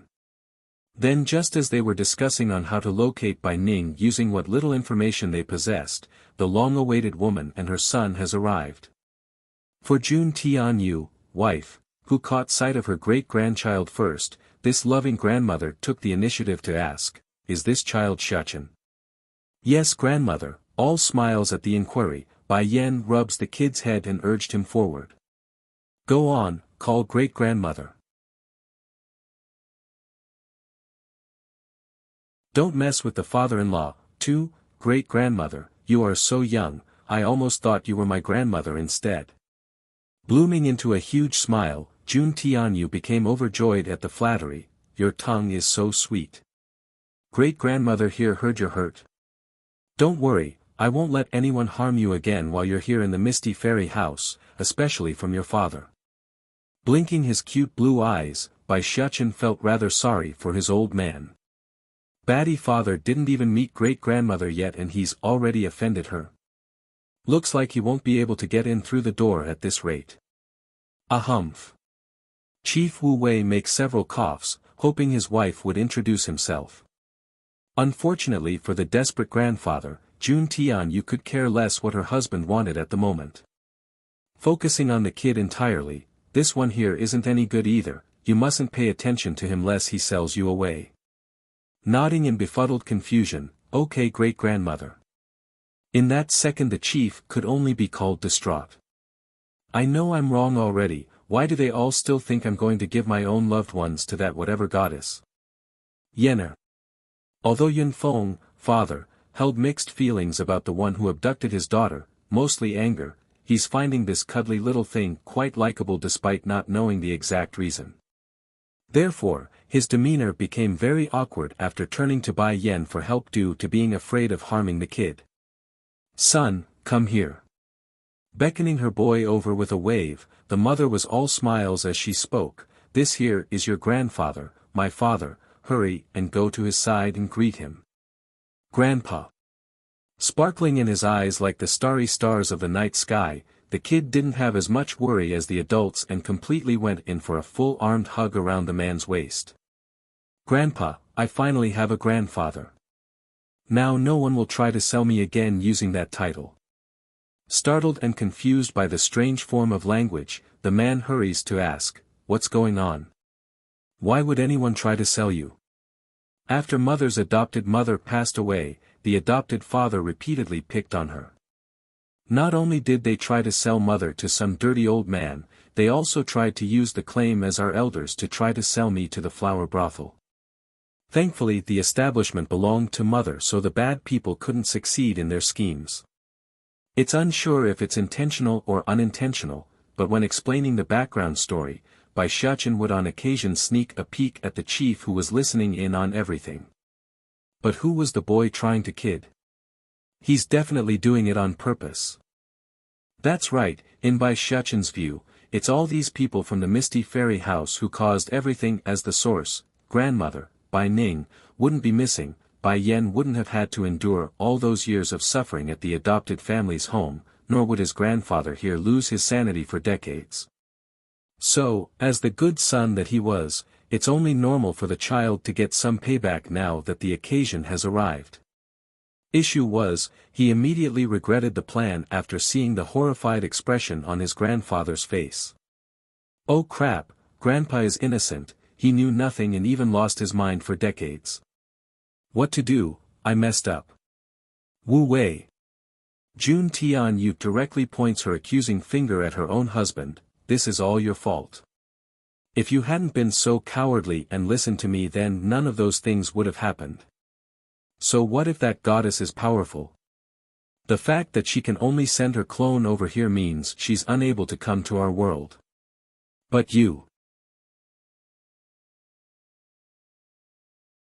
don't mess with the father-in-law. 3. Absolutely livid in her eyes now, the madam lashes out without a care for anyone. I'm warning you this now, if you try again to shatter our family because of those old bastards, then I'm going to divorce you.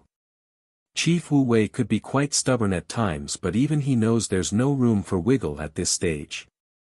Sighing helplessly, I won't make that mistake again, wife, please calm down.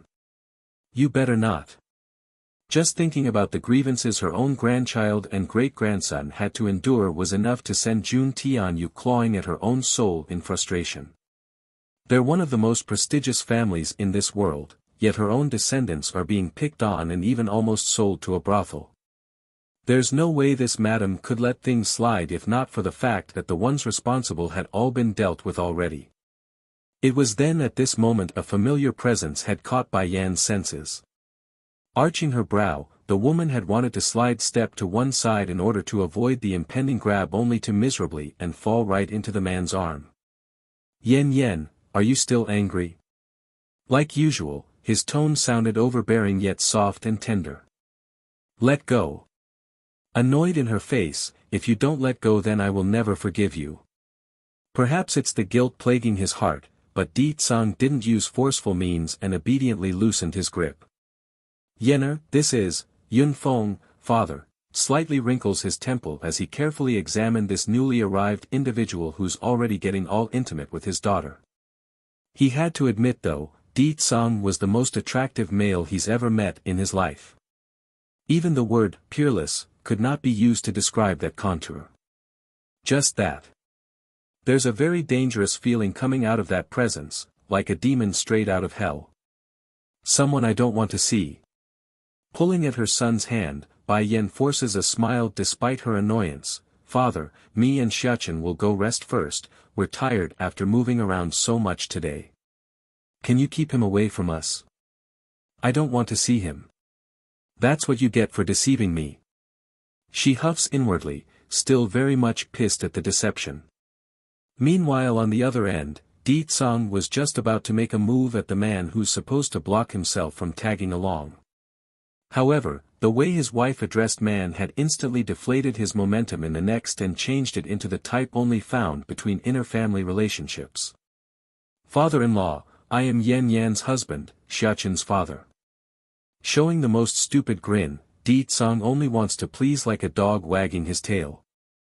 Yun Feng didn't get all warm and friendly though at the nice picture.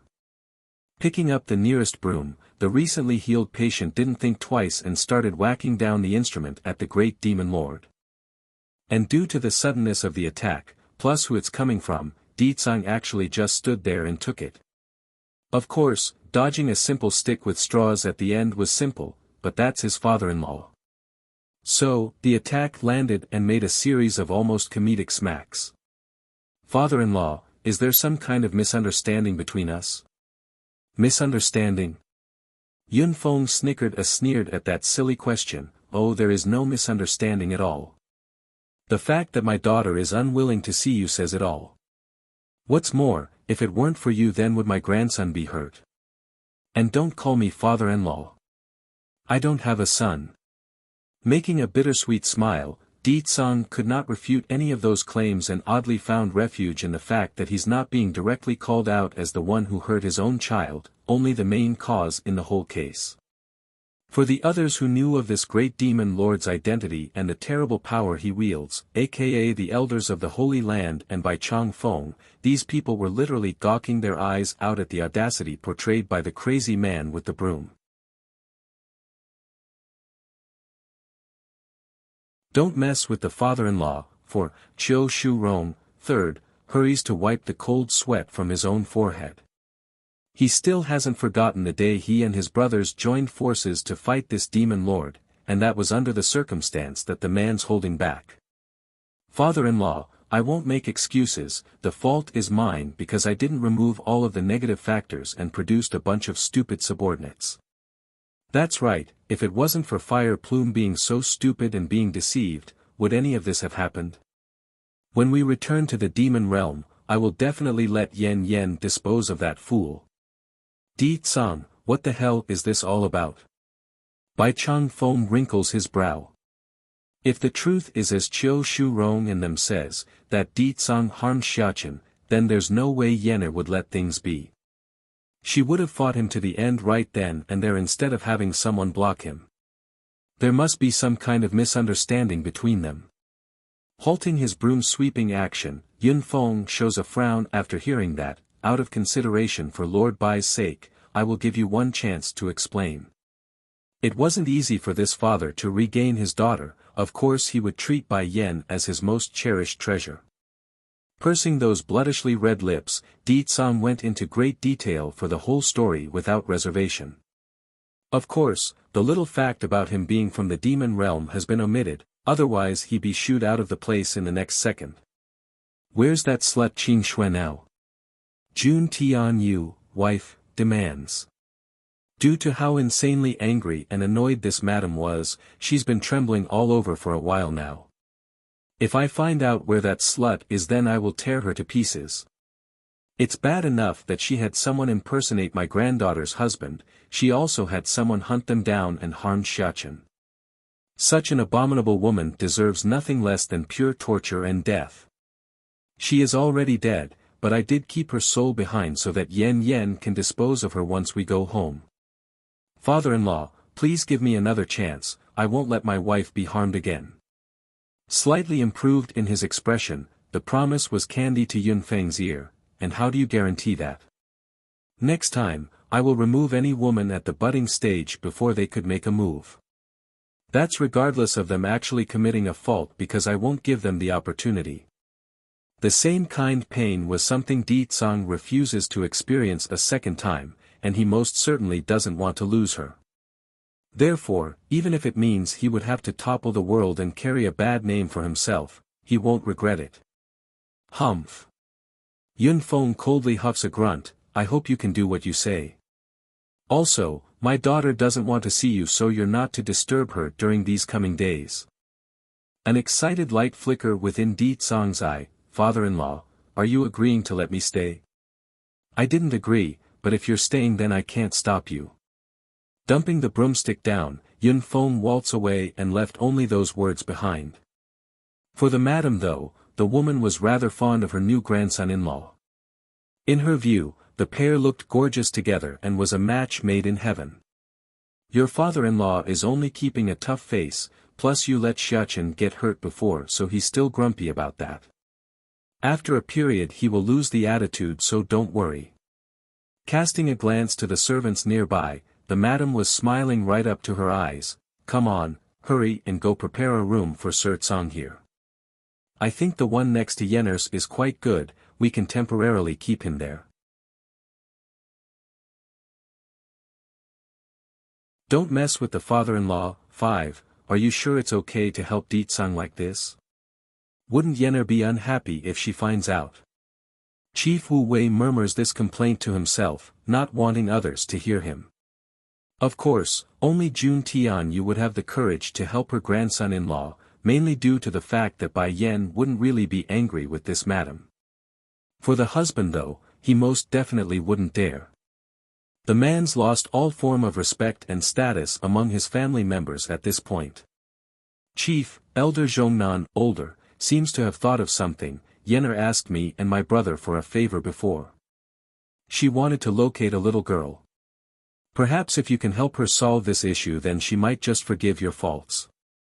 Going bright in the face, the chief swings around with hope in those eyes. Really? Hurry and give me a portrait, I will send everyone out to search. Exhaling a short breath, Zhongnan was glad his suggestion was accepted. Truth was he already had some clues after days of investigating. Now this was the perfect opportunity to leave a good impression on the main house. Back over at Bai Yan's end, she and her son had been led into the prepared room by the maid. In there, the first thing the woman did was to sit down at the desk where the writing tools were arranged and listed out a series of herbs she wanted. Take this note to my father and have him bring me the items I listed. With the support of the misty fairy house at her back, it's only normal for Bai Yan to use this card to her advantage in gathering the necessary ingredients. Tsing Yi's, Dragoness, injury has been delayed for far too long, so postponing the treatment would warrant nothing but bad outcomes. Yes, milady. Giving a respectful bow of her head, the maid promptly left for the outside. Mother. Alone now, Bai Xiachen didn't waste any time to climb atop of those seated legs to take his rightful place among the most precious woman in his life. I want to sleep with mother today, that smile carrying only joy and a naive innocence found among the young. Winding his arms around that chest, the kid throws his entire head into those bountiful mounds and snuggled into them without a care for the world. Mother is the best, so warm and soft, I never want to leave mother's side ever again. Son, I'm afraid we'll have to stay for a while longer in order to find Dragony. Only then can we leave. Caressing her boy's head who's still firmly tugged against her own, she calmly explains her plan. Giving a clever nod, I will listen to mother, but are we really going to ignore batty father while we're here? She went stiff at that last bit. Not answering right away, she pulls him up to face level to meet her son's eye. Aren't you angry that he took advantage of you? The kid shakes his head. No, I'm not anymore, though I'm still sad at being used. Batty father loves mother, so I can ignore his faults, and lowering his head like he's deciding how to properly explain, batty father is injured because of me. Twitching so slightly, Bai Yan's face definitely got a little white there. What happened? How could he have gotten hurt? Who has the power to harm your father? No, it's that someone injured batty father, rather he injured himself because he was helping me. He said that mysterious force inside my body was trying to take over, so he used his powers to forcibly stop it. As a consequence, he's now heavily injured.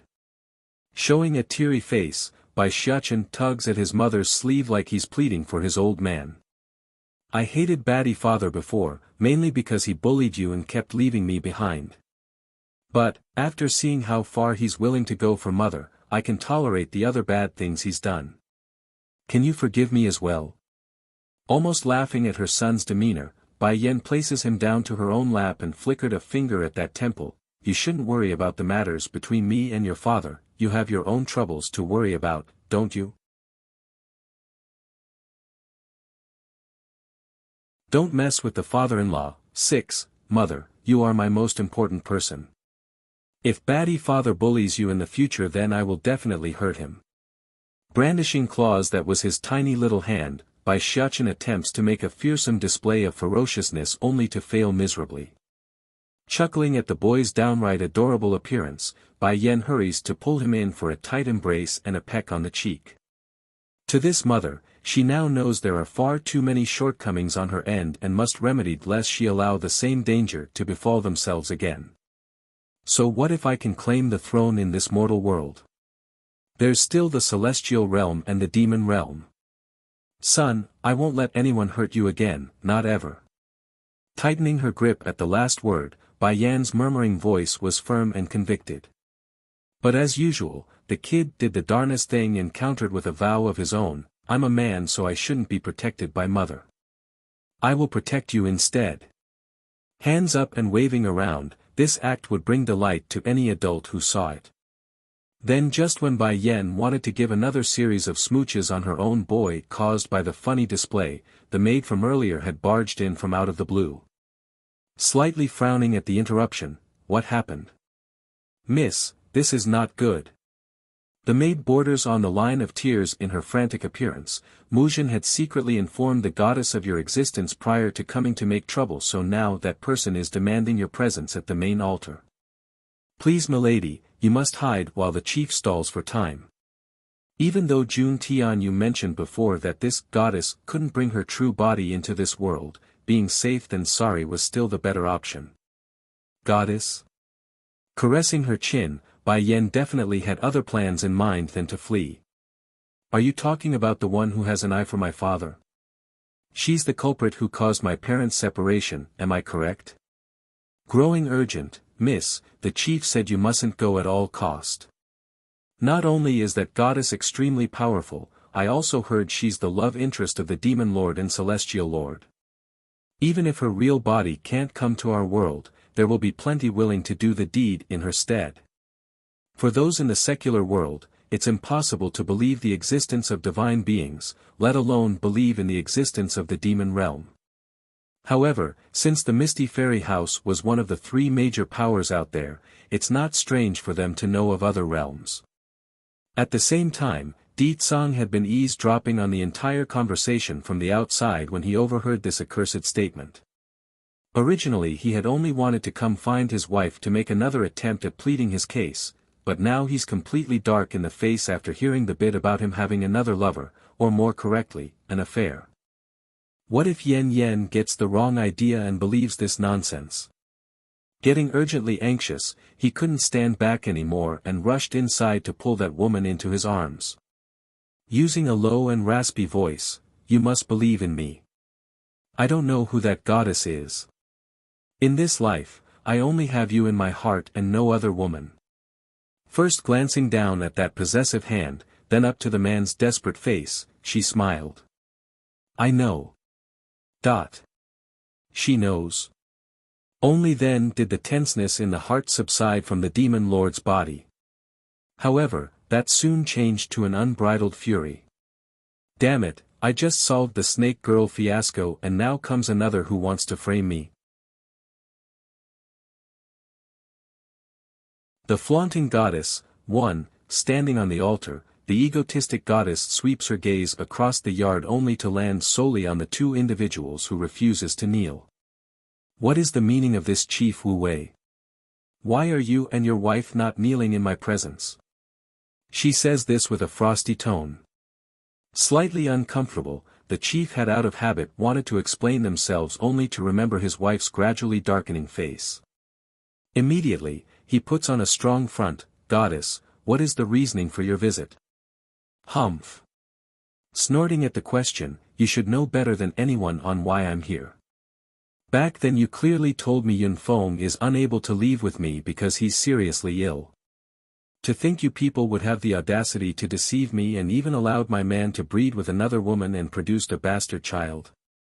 Jun Tianyu's gaze promptly narrowed into a slit. "Yun Feng and Bai Ning's relationship is with my consent, and Yen'er is also my Misty Fairy House's genuine young lady. Which of this is wrong and an affair? Or is it because you say so that it is?" "Bai Ning?" The goddess slightly frowns. Why does the name sound so familiar? But since the deceitful maid couldn't think of where she's heard of this, she figured it's of no importance. Sneering, her voice got all snobby like an entitled bitch. "I am talking to the Misty Fairy House's chief. When did the likes of you get to speak?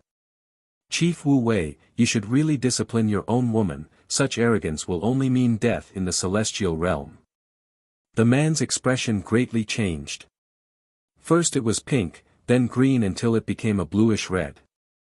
He may be at times stubborn, but he would never allow anyone to insult his wife. That's a taboo he won't let anyone cross. "No matter how arrogant my wife is, she can't be any more arrogant than you. Instead of staying in the celestial realm like you should, you decide to come to the lower realms and make trouble for us mortals. I'm telling you now, Yen'er is my granddaughter and Bai Ning is my daughter-in-law.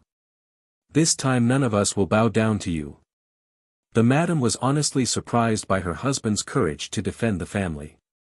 After all, this man did cower for so many years and hadn't shown much of a spine lately. Outrageous. The maid goddess made it sound like they committed a heinous crime or something in the way she screamed. "Chief Wu Wei, the only reason you all are so committed to your cultivations is in hope of one day ascending to the celestial realm, are you not?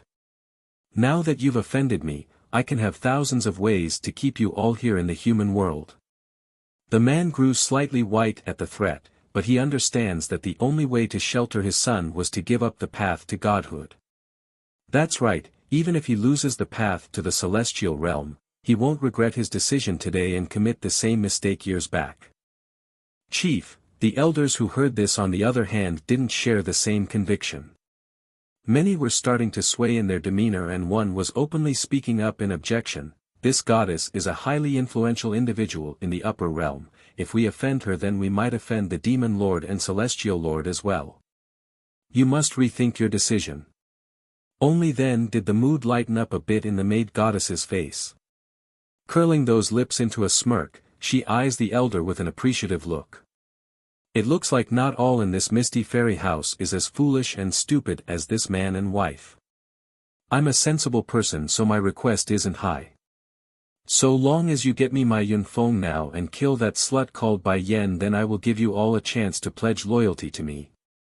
Cocking her chin proudly like a flaunting peacock, this woman who was nothing more than a maid in the celestial realm made it sound like it's their great honor to serve. The flaunting goddess, too, in her raging fit, Jun Tianyu directly points that accusing finger in the direction of the goddess's face. Due to this, none were able to react in time to stop her or say anything to deflate the situation for that matter. Are you crazy? The maid goddess stammers this out like a person choking on a frog. Yes, this woman must be crazy, otherwise why would she dare to use such harsh tones towards me? Wife! Exclaiming in great fright, Chief Wu Wei hurries to grab the madam's shoulder in order to stop her from doing anything rash. Calm down first. Believe in me, I won't let anyone hurt our son again. Move! Pushing away that hand in a fit, the madam had fire and madness in her eyes and voice. She's right, I am crazy and it's you all who drove me into this. Wu Wei. If you still care for us as a family then you will tell this woman off right this instant. I will never let her harm my children again. It was not easy for this madam to calm down her anxious heart earlier, now to be provoked again due to those impetuous words of someone wishing harm. It's only normal for her to lose all level of restraint. No one can force my son or hurt my granddaughter anymore. I won't let the tragedy from back then repeat itself. All bitter in his face, Chief Wu Wei knew what must be done. I have decided. There will be no harm coming to my granddaughter, nor will anyone force my son into anything. Goddess, you can leave now. Chief. Butting in from the crowd was a green-robed elder. Do you know what your decision means? Are you going to abandon the misty fairy house and all of us? The old man's word did not provoke a reaction from the chief himself, rather it's Jun Tianyu who snapped a searing glare in return. It couldn't be helped, she remembers it clearly still. Years ago, it was Muzhen and this blasted old fart who made the biggest commotion about giving her son away to this goddess. New and old hatred combined, it's time for some deadly payback. Pushing her husband aside, she pounced at the target. I am going to kill you today. Whoever wants to tear my family apart again will face my ire. Frenzy in those eyes, the madam threw punches and kicks at every turn that she could. To be clear, this was no longer a human being, it's a mad beast cornered and desperate to save her own children. For the other elders present, they're still busy taking in the shock of this picture. As a result, none were able to move in to stop the assault. Ho ho, Fei Fei Yang, Green Robe Elder, Yenner is not only the young lady of our misty fairy house, she's also the granddaughter of Lord Bai from the medicine sect. And what do you know, she's also the disciple of the 3 senior elders of the Holy Land. Do you still think you can do as you please with her? Seriously, you think too highly of yourself. Elder Zhongnan snickers with contempt at his peer. Poof! Blurting out a mouthful of blood after receiving another final punch to his chest, the old man in green makes a resentful look over to the one mocking himself. So what if her background is strong? Can she be compared to the goddess here? Don't forget, the goddess isn't only a person from the celestial realm, she's also someone with the backing of the demon lord and celestial lord. Even if you don't care about yourself Zhongnan, you should at least care about the misty fairy house and all those who live here. That's right, I'm only doing this for the sake of everyone else. If there's any fault then it's these idiotic fools. Tianyu, seeing his wife's about to take a second swing at the old man again, Chief Wu Wei decides it's time he stepped in. Showing an obvious frown, Fei Fei Yang, you can forget about interfering with my decision anymore. My misty fairy house can no longer accommodate you. So, from this point forward you are no longer a member here. The flaunting goddess. 3. Chief, that's enough. Just when Fei Feiyang wanted to question the man again, a loud indiscreet voice cuts in, you leaving the misty fairy house is not a problem. I will give you a chance to enter the celestial realm. Originally the beaten old man was looking grim on the face over what's happening to himself, but at this sudden turn of events, he's now brimming with excitement. As they all know it, the only way to advance into the higher realms was to cultivate one's own power until they reached godhood, the other being granted permission by some major faction up there. For the first method, making a breakthrough to that level hasn't been done in over 1,000 years here according to known documents. It's also the main reason why Chief Wu Wei would be so adamant about offending this fake goddess. The man wanted to go through a back channel and reach a new height. For a time there, aside from the husband and wife, plus the Zhong brothers, everyone else were showing looks of envy at Fei Feiyang. If they had known by sticking to the goddess's side would earn them a path to the celestial realm, then they would rather abandon their own status and pursue the same path. Goddess, I have something to report. Ignoring the murderous gaze coming from the madam, Fei Feiyang cheerfully announces, you may not know this yet but Yun Feng have already been cured prior to your arrival. It was the chief who stopped us from informing you. In addition, he had secretly sent someone to inform that Bai Yan about your arrival. He wants his granddaughter to flee, so you must act quick. The maid goddess turned dark upon this revelation. Curse these people. How dare they keep such important secrets from me? Also, that Bai Yan has a son, the boy's exceptionally adorable and cute. I'm sure once he's all grown up he would be one of a kind in terms of handsomeness. Oh. Arching her brow, in that case I will take in that wild child's son as well. Though I'm not fond of a mere child, but I'm willing to wait a decade or two for him to grow up. After all, everything in this misty fairy house belongs to me, right down to the grass and roots. This includes the people. That's right, since that child is a member of this place then they're all mine by right. They would never dare to defy my orders. Now Jun Tianyu's expression had gone from ugly to downright seething. The only factor holding this madam back was the fortunate knowledge of her own granddaughter and great-grandson having already left thanks to their message. However, that momentary relief soon changed to nervous mayhem at the sight of the three familiar figures slowly strolling over from afar. Bai Yan had on her iconic rosy red dress, matched that with her amazing contour. It's a true wonder how nature could be so unfair. Then there's the boy she's holding hands with. Cuddly and cute, no one looking at this child could say he's not lovable. Heck, it's difficult for most not to just run over there and give him a hearty hug. Now that leaves only the third person, Di Tsang. Red in his lips, that seductive face should have been the main draw for the goddess here. Yet it wasn't because she's focused on someone else. The Flaunting Goddess. 4, by Ning. Bai Yan. Now this fake finally understood where the name came from and why it's so familiar. No. No way. Bai Ning is not a person of this world, nor can she possibly have a connection with the misty fairy house. All this is just a coincidence, it must be.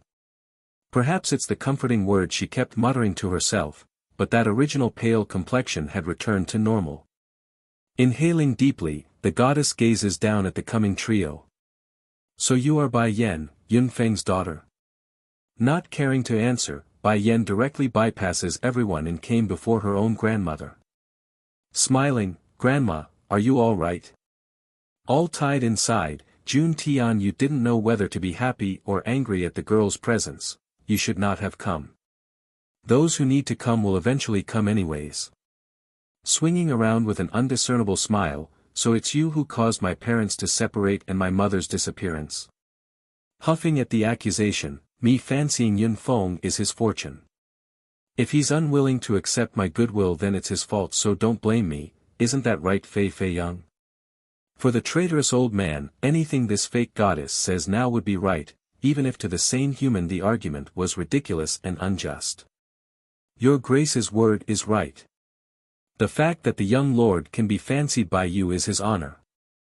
Turning himself to face the one who got himself expelled from the misty fairy house, there's no warmth in this old man's face. Miss Bai, I'm afraid you still don't know about the identity of the goddess, am I right?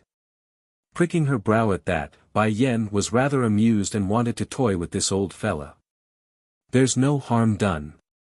I heard she's the love interest of the demon lord and celestial lord, plus she's also the mistress of the 4 sacred beasts, am I correct?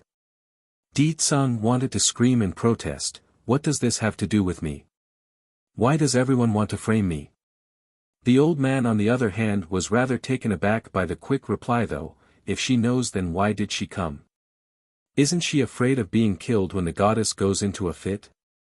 Yen, I'm really innocent, I don't know who she is, Deacon urgently explains himself, afraid his wife would misunderstand and turn what little chance he has left into a big fat zero. For a while their none were speaking around the altar. Their gazes are now fully turned to the seductive man in question and unsure what the great demon lord was speaking since they don't know his true identity. You be quiet. Shooting a stare over to her husband, Bai Yen viciously shuts him up, you say you are the mistress of the 4 sacred beasts. Then I like to know, where are they? Pressing down the unease inside, the goddess forcibly put on a mocking snicker, my sacred beasts aren't for the likes of you to see. Nothing but an ant, who do you think you are? Is that so? Then I will take the liberty to show my azure dragon instead. Turning sharp in the eyes, Bai Yen places 2 fingers up to her lips and blew hard, allowing the whistling sound to reach far into the sky and into everyone's ear. Almost instantly, the clouds began to dark and rumbling noises were afoot. None of these people present were able to utter a single word at this phenomenon because that rumbling roar of a dragon mixed with the booming thunderstrikes were nerve-wracking. But being frightened was one thing, being able to see the actual body of Tsing Yi's true form as another. Its massive, literally view covering with her outstretched body. For those on the weaker end of the scale, many had gone to their knees by this point. It's simply too overwhelming, like her very presence was enough to warrant the worship of these mortals. The flaunting goddess, 5, emeraldly jade as its body color, the aura which surrounds itself shined with light to indicate the good omen. These were all of the typical depictions from legends of old regarding the great azure dragon. And most importantly, they all have a powerful urge to grovel and bow before this creature, very good sign of a great being. This is it, that's exactly as the old scriptures describe the azure dragon. But what is it doing here? Isn't the sacred beasts supposed to be in the celestial realm? One of the groveling individuals mindless raises the dilemma he had. What do you mean by that? Bai Yen asks with a darkened expression. Yen, the 4 sacred beasts are from the demon realm, there's no mistake in that information you got. However, after losing the war years ago, they were changed to be known as the 4 sacred beasts of the celestial realm because those hypocrites skewed the history books to their liking. Di Tsung coldly explains, clearly annoyed by the warped history. Twitching in her mouth, Bai Yen has had to hand it to those so-called celestials. They're really shameless, even worse than Muzhin. Taking advantage of the fact that the demon realm couldn't communicate with the outer world, they deliberately changed the pride of their enemies into their own to suit their needs. Coiling her body into a manageable posture, Tsing Yi makes a frowning face at the people below herself. Who are you? Why are you pretending to be my mistress? At this moment the goddess's face was looking uglier than ever. First from green to white, then white to green, all forms of colors could be found due to being called out. So just because you're saying I'm an impersonator then I am? Then I like to counter you with my own question. A measly little dragon like you dares to impersonate my great azure dragon? Impersonate? Everyone was startled by the claim. In their view, this dragon fitted the ideal image of the azure dragon. Even the horns on the forehead looked exactly the same as the pictures. Compared to the indecision of everyone else, Jun Tianyu was more willing to believe her own granddaughter. This way it would prove the goddess was a fake and had been deceiving them all. Such an outcome was more to the madam's taste. Ho ho. Issuing a sarcastic laugh, Tsing Yu's gaze narrows into a slit of contempt. So you saying I'm not Azure Dragon is enough? Where's your evidence? First of all, everyone knows that General Azure Dragon is a man, yet you're a female and you still call yourself Azure Dragon? Without refute, Tsing Yi was a girl and that could be discerned through the voice, so there's no denying this fact. However, only silence followed the goddess's words because none of the mortals here knew the facts, only a picture passed down from ancient times. Furthermore, Azure Dragon has passed away protecting me many years ago. Such loyalty and courage, even if I can't protect him, I won't let some upstart stroll around blemishing his name. The fake goddess was really starting to pile it up thick there. Now even this foolish lady was starting to really think she's the mistress of the 4 sacred beasts and forgot her own lies. As the old say goes, the more you say, the more you would believe it. Mother, baddie father, I've seen a lot of shameless people before, but this one really takes the cake. I never seen someone can be so thick-skinned to such a degree. It was then the youthful voice of Bai Xiachen decides to cut in, leaving everyone turning their attention over to the boy. This child sure has balls. How can he say such words in front of the goddess? Many of them thought. Xiachen, let your old man here handle this matter. Roughing up his boy's hair in the process, Di Tsang now has his deathly glare focused in on the one responsible for framing himself. I really like to know, when did I ever try to woo you? Unleashing an oppressive might that sent the ground crackling with pain, it's as if the air itself was screaming at the twisting energy that now seeps out of the man's body. Still oblivious to her own impending doom, the fake goddess makes a faint frown. What does he mean by that? The flaunting goddess. 6. You impersonated yourself as the mistress of the 4 sacred beasts, then framed me afterwards. Based on these points alone is enough to make me not let you off. Boom. As a result of that increasingly dangerous pressure, the goddess's initial surprised look soon changed to amazement. No. This can't be. The people of this world are all garbage, how can this man threaten me with his pressure alone? Jun Tianyu and the rest were also looking over in Di Tsang's way.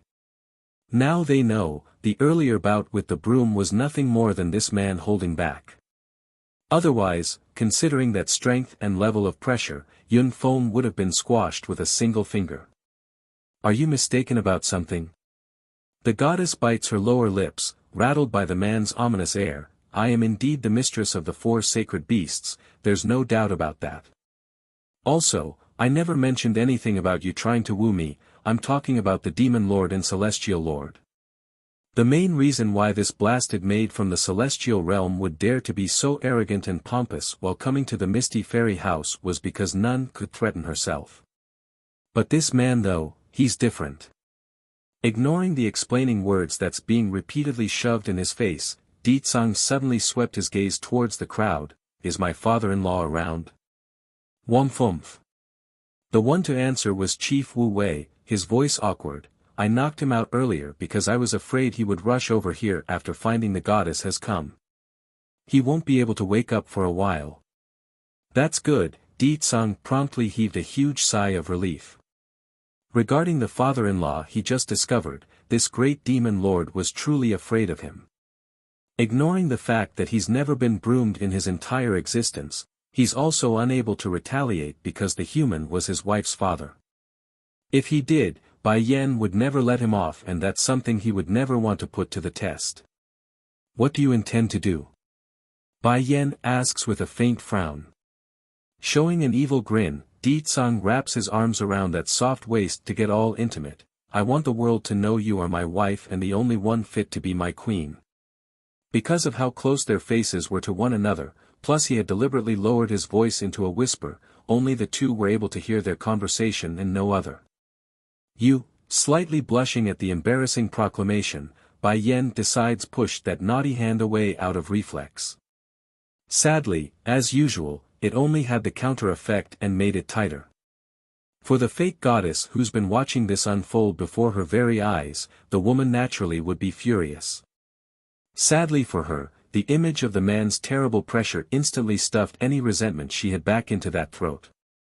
Also, it was at this moment when a series of loud clamoring birds pulled the attention of those below. They're shocked, astounded even by the countless demon beasts quickly filling up the sky. What's going on here? Where did this many demon birds come from? Even if all of the demon beasts living within the misty fairy house wouldn't be able to match that number. What do these things intend to do? Did the goddess summon them? That must be it. The demon lord must have heard about the goddess facing grievance here, that's why the person sent his servants to our home.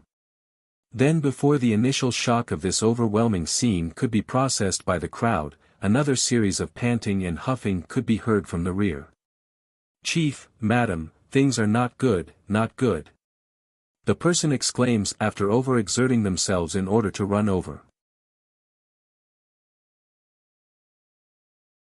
Welcome Committee, 1, the chief could literally hear the stone drop in his heart. All tense in his face, did something else happen? Or is Bai Chang Feng and the other two trying to make trouble for me again? Chief. There is a lot of demon beasts outside. They're stampeding over here and the other defenders are quickly losing ground. I'm here to request for aid. Gripped with fear, the guard that rushed over in haste shivers uncontrollably at remembering what he saw. What about Bai Chang Feng and the other two old fellas?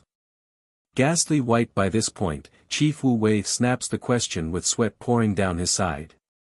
They're watching from the sidelines. Watching from the sidelines. All dark in the face, Chief Wu Wei didn't know what to make of this. How can they still have the leisure to watch at a time like this? They must be holding a grudge against me for not bringing them along to meet this goddess, otherwise why else would they stand idly by in times like this? But can they blame me? With their tempers, they would have lashed out at first contact. The husband had planned to go with his wife in hand to help, but when the corner of his eye caught a glance of the swirling flock in the sky, his step stopped and couldn't move. If I leave now, then what about those flying demon beasts up there?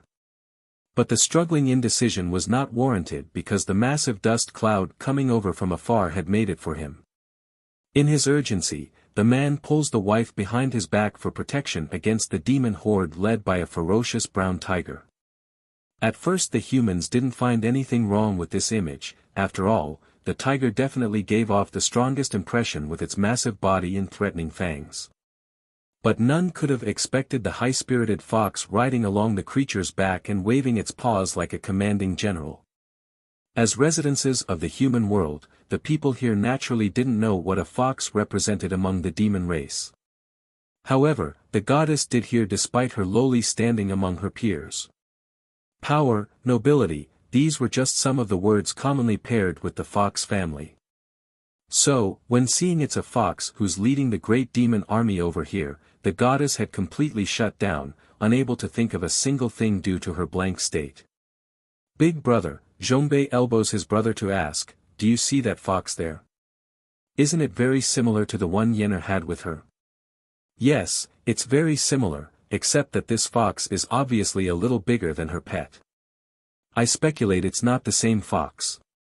Just as the two brothers were fussing over their astonishment, the fox in question had jumped off the tiger's back and landed her sight onto Bai Yan's presence with those beautiful big eyes. In an instant, that young body tremored with excitement, followed up by the howling yelp of joy as that fox threw herself at the woman. Di Tsang was absolutely dark in the face over this scene.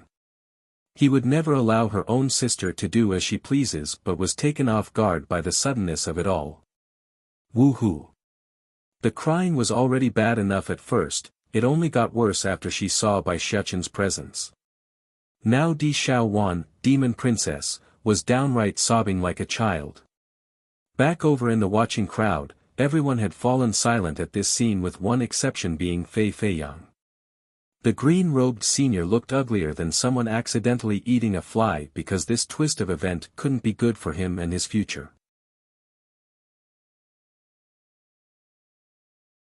Welcome Committee 2, these demon beasts are here for her and not the goddess. Why is this happening?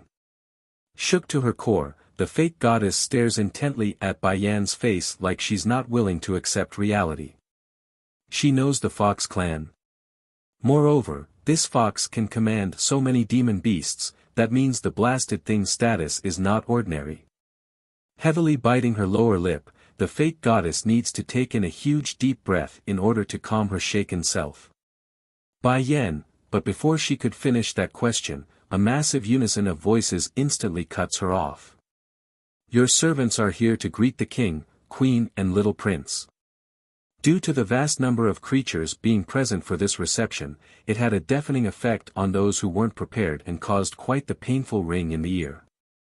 Your servants are here to greet the king, queen and little prince and to escort your highnesses back to the demon realm. A second receiving was cried out after getting no response from Bai Yan after the first. Showing a perplexed face, the woman first pulled the clingy fox girl from her sleeves. Di Xiao Wan, what you all doing here? Shrouded in a globe of light upon landing, what appeared from the fox's figure was now a youthful girl of exceptional beauty. Wiping away some of the tears from that pitiful-looking face, after brother left the seal around the demon realm was also broken. So, everyone is now free to leave and come as they please. In order to show our sincerity, all of us decided to up and come in person to bring you back. Sister-in-law, can you forgive my brother, please? Bai Yan on the other hand was at a loss for words. She's been trying so hard to keep her son's identity as a halfling a secret that it's overwhelming now that it's been thrust into the open thanks to this dumbaklutz. Sister-in-law. Seeing there's no response yet, the demon princess now got anxious and tugged pathetically at the woman's sleeve like a pleading child. Please forgive my brother, otherwise he would beat me to death once we are all alone. Originally the woman's anger had mostly been quenched after so long, but now it's blooming with heat from that comment. As if he would dare. All flabbergasted, Di Tsang stood there cluelessly at his own fault. What did I do? When did I hit this girl? But the confusion soon turned into a twitching rage after seeing the mischievous grin from his own sister. Roaring out in retaliation, Di Xiao Wan. This stinking girl dares to pour dirty water on me in front of my wife. Look sister-in-law. Look at how mean brother is being to me. If you don't come back and protect me then he's going to beat and hit me whenever he pleases. Hiding behind the woman now, the naughty princess snickers cheekily knowing full well she's safe from harm. Oh, it's so nice to have a shield now. Back then I was always afraid of brother because of how scary he is, but now I can just hide behind sister-in-law and do as I please. Yen, you mustn't believe this girl's nonsense. When have I ever laid a finger on her? Di Tsang's voice sounded anxious and urgent, likely afraid of any misunderstanding after coming so close to success. Sadly, Bai Yan's cool-looking gaze clearly told him she doesn't quite believe him. I believe you won't hit her, just. You should really stop scaring her so much. Look how frightened she's acting whenever you appear. Di Tsang couldn't refute that. Ugh, now that she says it like that. Okay, I won't scare her or do anything remotely close to that. I won't let anyone hurt you or harm you either. So, please give me another chance. Di Xiao Wan was absolutely gobsmacked by her brother's degrading appearance and gawked that mouth into a donut shape. Welcome Committee 3, in the past he would never say such kind words of love. The demon princess mutters this to herself. Watching that all-serious face, Bai Yan found herself also tensing up inside. Gripping her son's hand, those lips quivered emotionally as she spoke, fine. I will give you another chance but you must never keep anything from me again, nor can you deceive me and pretend to be hurt just to gain my sympathy. Staring dumbfoundedly at Di Tsang, the demon princess looks on in anticipation. Wow, Brother would fall so low as to fake his injury just to get sympathy. Is this still my tyrannical and overbearing brother? Due to the extreme excitement of being accepted again, Di-tsang had completely ignored the incredulous face shown by his sister and even went as far as to remove his own son from the picture. Pulling the love of his life over, Yen, thank you for this chance. I won't let you down ever again. Hoarse and rasp in his voice, the man's bloodishly red lips inadvertently curved into a brilliant smile like he's right out of a portrait. Nor will I hide anything from you. For those watching, they're absolutely stunned by the pair's cozy intimacy. They didn't know why, but not even the demon beasts present are willing to interrupt their time, only keeping this peace as long as possible by keeping silent. Finally, the one to speak up first turns out to be Bai Xiachen, the most suitable for this case since he's immune to any form of retribution or payback. Auntie, how did you manage to find us at such perfect timing? Did Batty Father inform you and told you all to come? Sprouting those big blue eyes of his, the kid asks with the most adorable and cuddly voice ever. Wanting to run up and pinch that soft little cheek in return, Di Xiaowan had to fight her inner urge just to respond, the truth is we were here for a while already. I had wanted to come inside the city to search for you both but brother wouldn't let us, saying the big commotion would scare away the humans. So, I was stuck outside the city hiding ourselves until I was given the signal just now. You wouldn't believe how angry I was when I learned of someone bullying you and your mother. I will show the one responsible for what it means to cross our family. Flailing her dainty hand in the air like it would be threatening for those watching, the princess pumps it like a warning to the crowd. Smiling right up to his eyes, the kid felt so warm and happy at this aunt of his.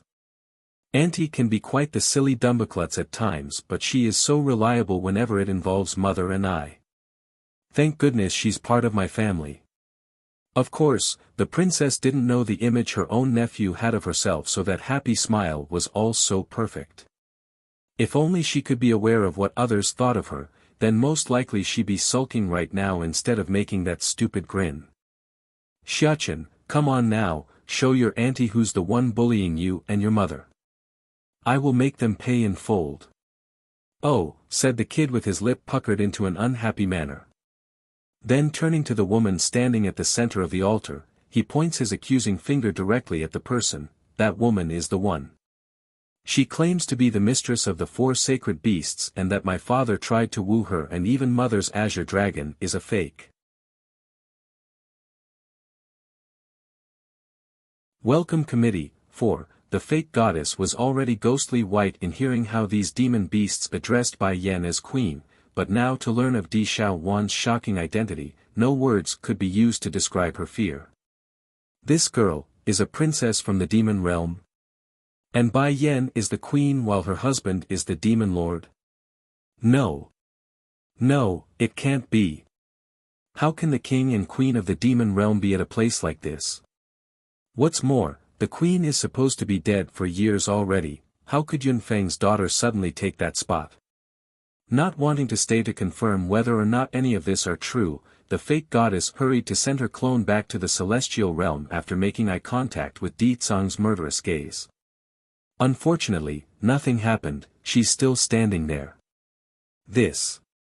What's going on here? She murmurs this to herself, those eyes spiraling into panic. The maid may not be all that capable but she does have confidence in controlling her spiritual clone.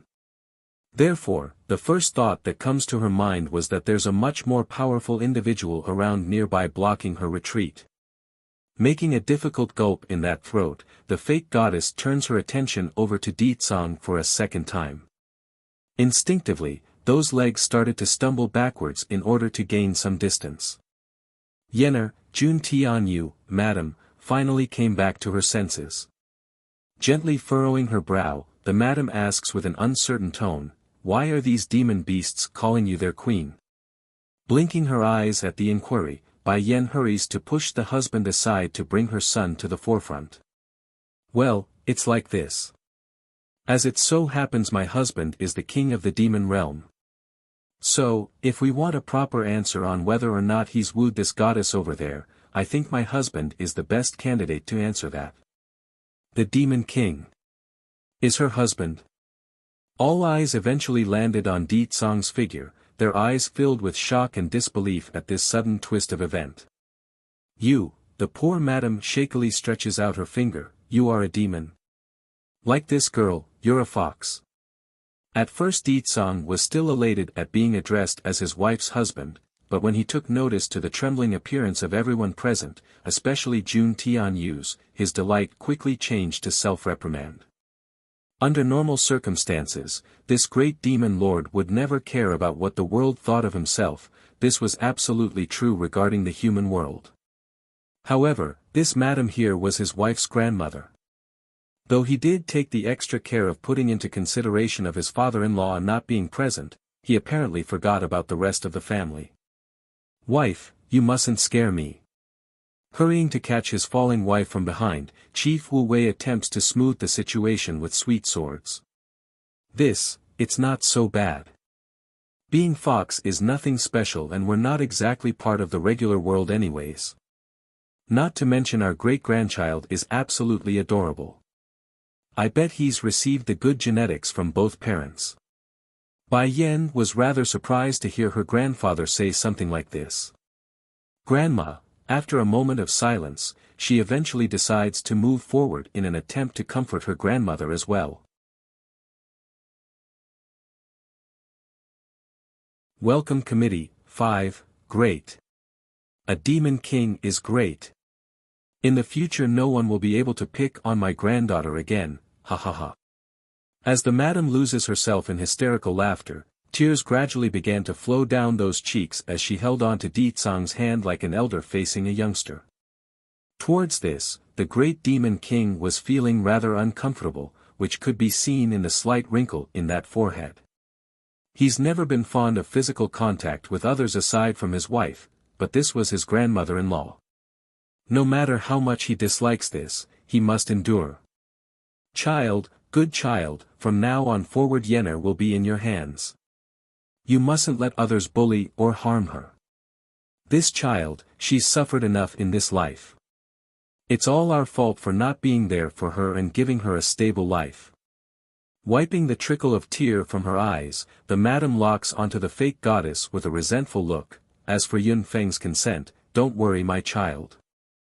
I'm his mother and Yenner grandmother, I can take charge and give the consent. No one can object to your union. Normally this proclamation would be soul-moving in how warming it was, but to Bai Yan's ear it was very bone-rattling and creepy. For one thing, calling Di Tsong child was wrong in every aspect of the word. Sure, this man has kept up his appearance very well, downright underserving even, but he's already a 1,000-year-old relic. Grandmother, don't worry, I won't let anyone hurt my wife again. Resting his sight on the fake goddess, a dark shadow now hovers above everyone's head like the light just got overtaken from the sky. Especially when this fake is using Yenner's identity to hurt her. Panic and shaking, the goddess splutters her response, what do you want to do? This is only my clone so you can't kill me, and I'm the Celestial Lord's woman. That's right, I'm his woman. If you touch me then he won't let you go. The celestial realm and demon realm are like fire and water, meaning there's no way for these people to collect evidence to prove my words are wrong. Besides, by the time they do find out I be long gone and into hiding. Unfortunately for this fraud though. As soon as those words were finished, a godlike laugh stretches over from the far-off horizon. Despite the tone being very clear and light, this voice was like a clapping thunder to the fake, shocking her brains and stiffening that body. How come I didn't know the celestial realm has fallen to a state where a measly little maid can take charge of things? Standing above the clouds, the man in control of the voice stands ready with his hands behind his back and gazes down at the fake goddess like she's an insignificant existence that doesn't register in his eyes. Against the third-party interference, Di Tsong didn't take this well at all. Showing a hostile smile, this demon lord confronts the person standing in the air like he's facing an arch-nemesis. For Bai Yan who's stuck in between these two, she suddenly had the illusion of them breaking out into a fight at any moment if their eyes continued to lock onto each other. But in the end neither of the parties moved, just that their momentum had created an invisible vortex of pressure around the air, causing everyone to feel an ominous suffocation. You, popping her eyes out upon recognizing who the newly arrived man was, the fake goddess now completely loses her wits. Shaking all over till it's noticeable to even the clueless mortals, Seals, how can this be? How can it be him? How can the mightiest and most prestigious person of the celestial realm appear in this insignificant world? But the fraud didn't have the opportunity to cry out the man's name. Instead, she was practically paralyzed by the death glare she got in the next second. Celestial Lord.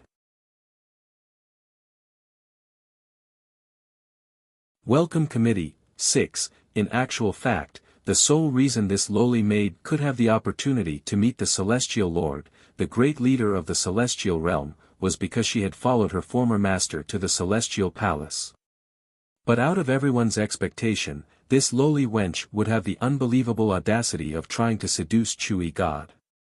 When those in charge learned of this, the maid was promptly thrown out of the palace and was afterwards resold by her former master into a small-time family as a slave.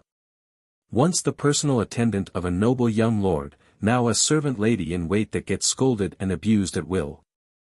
Such a drastic change in environment would twist any ordinary individual's mindset, and that could obviously be seen in how warped this maid's logic was and how delusional she has become over the years. Bai Yan, an imperceptible tenderness was contained within Chewy God's voice as he spoke. I came because there's something I wanted to tell you. I did not expect to encounter a situation like this. Inhaling deeply, Bai Yan looks up to meet the man's face. You are from the celestial realm, correct? Me and the celestial realm are doomed to be on opposing ends. If I had known he is from there, then maybe. Making a bittersweet smile, she shakes her head to dismiss the what if. I'm so silly. Even if I did know his background, what choice did I have back then? Forsake my son's well-being. White Tiger and Azure Dragon's death, is it because of the people from the celestial realm?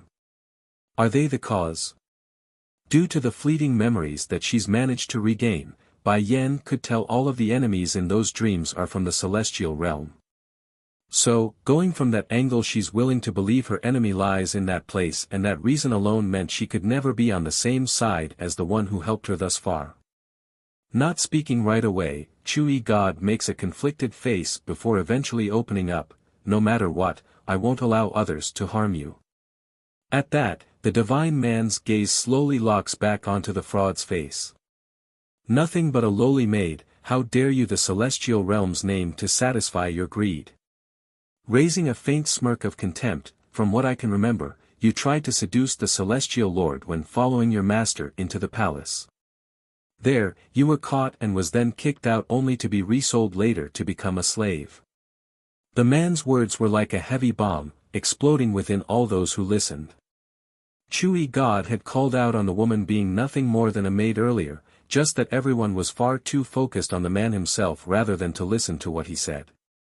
Now that he's repeating it again and placed a heavy emphasis on the word maid, everyone could not longer ignore this fact. This was especially true for Fei Feiyang, who was previously overjoyed at being taken in by the fraud. Truly, the elder in green never thought it be possible for the one to cause so much waves within the misty fairy house to be nothing more than a maid. And the worst part was the secret about her seducing the celestial lord and failing miserable, only to be resold as a slave later on. To re-emphasize something. Over the years, the main reason why everyone within this place would endure the nonsense and ridiculous requests of this fraud was out of the small glimmer of hope to enter the upper realm. Now all of that has been shattered. You are just a maid and a slave at that. Taking a step backwards in horrific disbelief, Chief Wu Wei looked like he's seen death itself. Closing his pained eyes, all those events from the past flashed before himself and caused a maddening laugh to escape that mouth. Nothing but a maid, a slave. You played us all for fools all these years. Because of you, I broke up my son's happy marriage. Because of you, my wife held a grudge against me for years on end.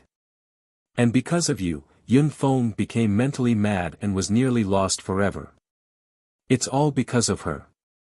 It's her evilness who shattered my family.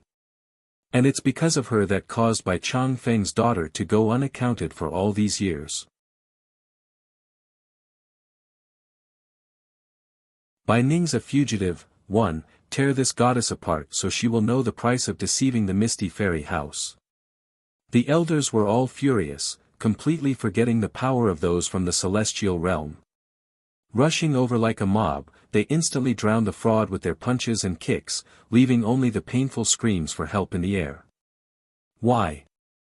It's one thing that I couldn't retrieve my clone from this world, but why is it that I can't retaliate with my powers as well? Damn them all, damn them all. Before long, the venting frustration was over. Now instead of the egotistic and proud goddess that once stood at the altar, there's only the ragged-looking woman in green that had messed up hair and plenty of purple bruises all over.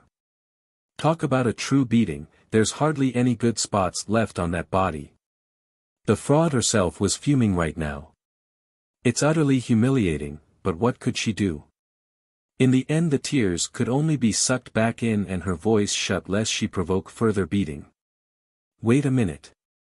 Then before anyone else could take another shot at the fraud after the elders were done, Bai Yan suddenly speaks up and halted her husband's movement.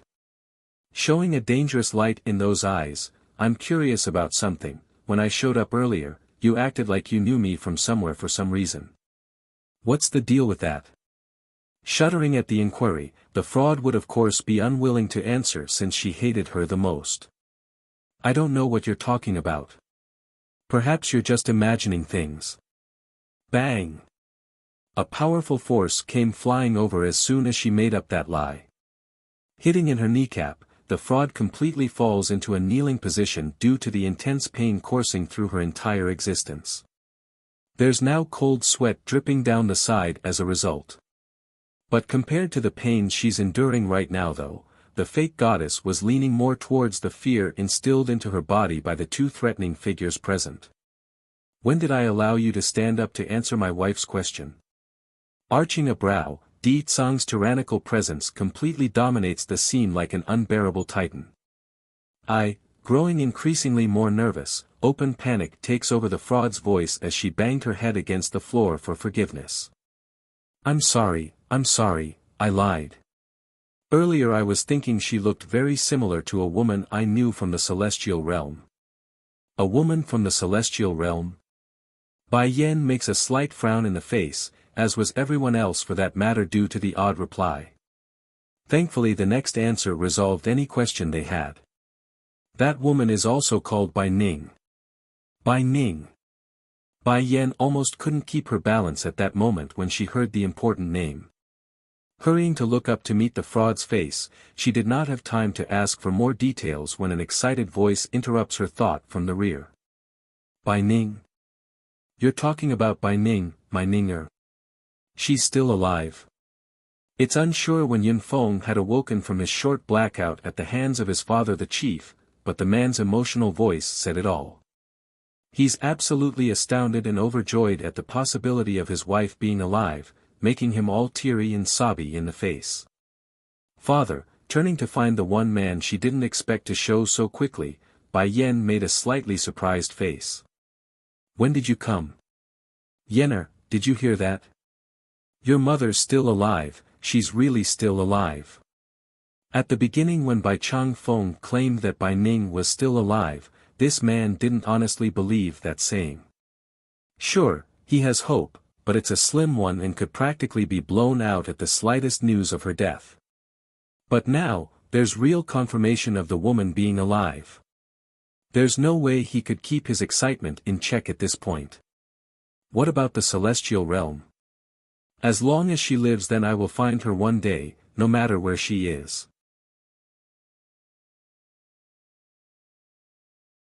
Bai Ning's a fugitive, too. Finding ants gnawing at her own heart, the fake goddess huffs a snort out of jealousy. Although that Bai Ning looks similar to Bai Yan, I never said anything about them being mother and daughter. Furthermore, Bai Ning is from the celestial realm and not from this world. That comment instantly caused the excited man to turn a shade of white. Muttering repeatedly to himself, no, that is my wife, my Ninger, she must be alive. Father. Clasping onto that shaky hand, Bai Yen uses her own warmth as a mean to calm the unstable person down. Once done, she locks onto the bruised-up woman on the altar with that sharp glare. It's only a matter of time before I head off to the celestial realm. When I do, I will determine whether the person is my mother or not. But before that, I want to know any news regarding her there. Shrinking at that cold hard glare, the fraud presses that lip into a thin white line. Bai Ning. She's a monster, a devil. She is a wanted criminal in the celestial realm, nor will you find her even if you do go there. And even if you do locate her whereabouts, only a corpse is what awaits you, ha ha ha. Yes, there's no way these people would be able to find Bai Ning, and maybe if they do, she'd be dead by then. And what if they know the celestial lord? There are too many rules and regulations in the celestial realm. Even the great celestial lord is not impervious to these rules, nor can he protect that Bai Ning from the law. Wanted? Di Tsung pricks his brow. If she really is my mother-in-law, then I don't care if she's wanted or not, I will topple the celestial realm before she's captured. Towards that proclamation, Chu-Yi God appears to be unmoved and emotionless on the surface. However, if one looked closer within the iris, they would surely notice the fluctuating pain in his mood. If I had been as strong-spirited as he was back then, perhaps I wouldn't have lost her. But I missed that chance already. Di Tsung, quivering in the heart, Bai Yen has found herself surging with emotion. Back in her previous life on Earth, her own father would rather abandon his own wife just to avoid the possibility of losing his own life. But here, this man, shameless and unreasonable at times, plus absolutely overbearing, would not hesitate to tackle even the strongest enemy. Towards this level of love, how could any woman stay unfazed? Okay, I'll join you in toppling over this celestial realm. With a smile as bright as the glowing sun, Bai Yen backs up her husband in the idea. The fake goddess became stupefied at the couple. Are these two crazy or something? They think they can topple the entire celestial realm? If it was the demon realm from 1,000 years ago, then indeed, they would have the power to confront the celestial realm. But it's been so long. Whatever advantage they held back then has been disbanded and removed. What do they intend to use to subvert those in power? The fake wanted to mock them some more, but upon remembering the terrible aura coming out of Di Tsung's body, she immediately gulped and shut whatever cynical words she had away. Bai Ning committed too many crimes over the years. She also killed many people and butchered numerous powers and clans in the celestial realm. That's why there's an order for her head. No one will be able to save her now that the celestial palace has their eyes on her. Disregarding that last comment, Bai Yen starts speaking among themselves. Di Tsung, how should we deal with her?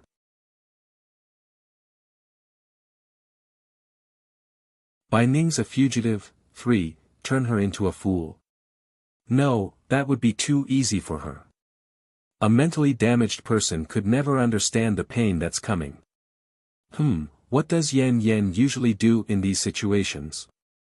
I will cripple her cultivation so she can suffer till her end in the celestial realm. That place would never allow a weakling like her to have it easy. Flashing an ominous light in his eyes, Di Tsung gave off a terrible aura of someone ready to commit murder. Yen, let's abolish her powers. This way you won't have to dirty your hands with her filthy blood. Those in the celestial realm will do the deed on their own, considering the sort of characters that's up there. No. I don't want to be a cripple. I'm wrong, Demon King, please don't do this to me, I know my fault. Banging her head repeatedly against the cold hard slabs of granite underneath, the bruised-up woman soon started to bleed on the forehead in her attempt to plead for mercy. It couldn't be helped. She knows very well what sort of fate awaited herself if she loses her powers. The celestial realm may sound glorious and magnificent on the surface, but it's far more competitive than this world in every regard. Anyone even slightly weaker would be gobbled up in no time. But Di Tsung wasn't going to give her the chance. Before the bruised tramp could continue to ask for mercy, a powerful shot of pain had pierced into her chest, causing that face to distort with agonizing hatred. Scram! After saying that, an immense suction force promptly swings down from above, pulling the clone away, sending her off into the void. Now that everything has been cleared up, the family of three are once again back together. Towards this warm picture, Chewy God could only show a bittersweet smile. It looks like I am late once again. She belongs to him now. Chewy God, only then remembering she still hasn't finished with another matter, Bai Yan shows a somewhat embarrassed face. Earlier you said you have something to say to me? Faintly smiling, it's nothing important actually, there's no harm done in not telling you. As for Bai Ning's matter, I will keep an ear out for news related to her. Startled by the offer, Bai Yan honestly didn't want to owe this person so much favor after knowing he's from the celestial realm. However, after seeing the excited face of her own newly acquired father, those words of refusal just couldn't come out. Yen, drawing his wife into his arms by the waist, Di Tsang stares up at the divine-looking man in the air. The favors my wife owes you, I as her husband will pay for it. In other words, he will pay for his wife's debt, so you over there can forget about hitting on her. And narrowing his eyes into a squint, I better move the date for besieging the celestial realm ahead of time.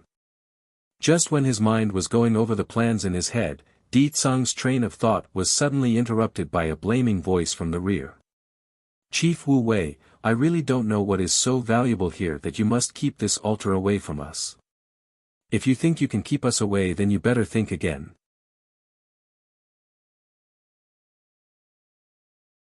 Bai Ning's a fugitive, for Bren Yi and Qiu Shu Rong were still complaining between themselves when their eyes fell upon the divine man up in the air. Popping like they've seen a ghost, the pair gawked. Young lord, why are you here? And how did your hair turn white? Bai Chang Feng of the medicine sect was also blown away by the man's existence. He's not like the two beside himself though. He could see this individual held powerful similarities to Chui Feng, but that aura and momentum varied greatly in certain aspects. Chui Feng for example was akin to a jade that's not tainted by the impurities of this world, while the one up there completely rejects the world and its occupants. Shifa's grandfather, twitching in the corner of her mouth, Bai Yan decides to step in before the misunderstanding gets out of hand. He is not Chui Feng. Yi Feng. Di Tsang didn't miss how sweet his wife was pronouncing that name. All sour inside, a gush of air starts fluttering his robe to show how upset he was. It looks like this godfather of my son's is quite extraordinary. To think she would use such a sweet voice when she's always using such cringe, grandchiefess, Bai Shuchen toddles over, you mustn't mistake him for the wrong person, he is my benefactor and not godfather. But I do miss godfather a lot. Due to how sincere Chui Feng has been towards this pair of mother and son over the years, the kid genuinely liked the man and was now dearly missing him due to the months of separation. And there's also the girl Chu Yi who's been the boy's partner in crime for many mishaps at the Holy Land. Oomph. Oomph. Making an awkward cough, Qiu Shu Rong attempts to save some face. This. Sir, forgive us for our mistake, you simply look too much like our young lord from home. May we know where you are from? Making a rarely seen response, Chui God only uttered two words, celestial realm. Boom. The answer almost sent the two old fellas scrambling to the floor in how mind-blowing it was. He's from the celestial realm. The divine man didn't pay any more attention to the old bones after that, instead he's now focused back onto the female which brought him here in the first place. Since there's nothing happening now, I'll first take my leave. When I'm free I will come see you again. Opening her mouth back and forth, Bai Yan's indecision had lost her the opportunity to ask because the man's presence was gone as quickly as he came. Now there's only a comfortable breeze and a plume of cloud in the air. The dazed-like state continued until the possessive nearby pulled her back to attention. What's the matter? Squinting eyes now, Di Tsang nibbles at her ear like a cat. Now that you've forgiven me, does that mean you are willing to return to the demon realm? The wife shoots her man a warning glare. Doesn't he see my father is staring at him hard? How can he embarrass me in front of the whole family? We need to find little Dragony first, then I have to go pick up little Rice. The utmost importance now was to locate that young lass. It's been some time since they've been separated, and considering the timid nature Dragony has, it's not hard to imagine the sort of danger she's going to get herself into. I'll join you, that one phrase was enough to throw all of the man's pent-up yearning to the front. Against the affectionate gaze, not even Bai Yen could resist the deep emotions firing to her face. Therefore, a gradual yearning starts swelling from within and causes that body to react. A humph. As the father, Yun Feng was not especially fond of his daughter being groped in front of his face. Making several coughs in the process, boy, I have not agreed to my daughter marrying you. Until then, you are not to touch her, that you're tuning into the Han Li's Wuxia Adventures YouTube channel. We're so grateful for your support and don't forget to subscribe to join us on this incredible journey through captivating stories. Your generosity through donations truly makes a world of difference, as it's the primary source of revenue that allows me to expand and enhance this channel for you. Thank you from the bottom of my heart for being a part of this adventure.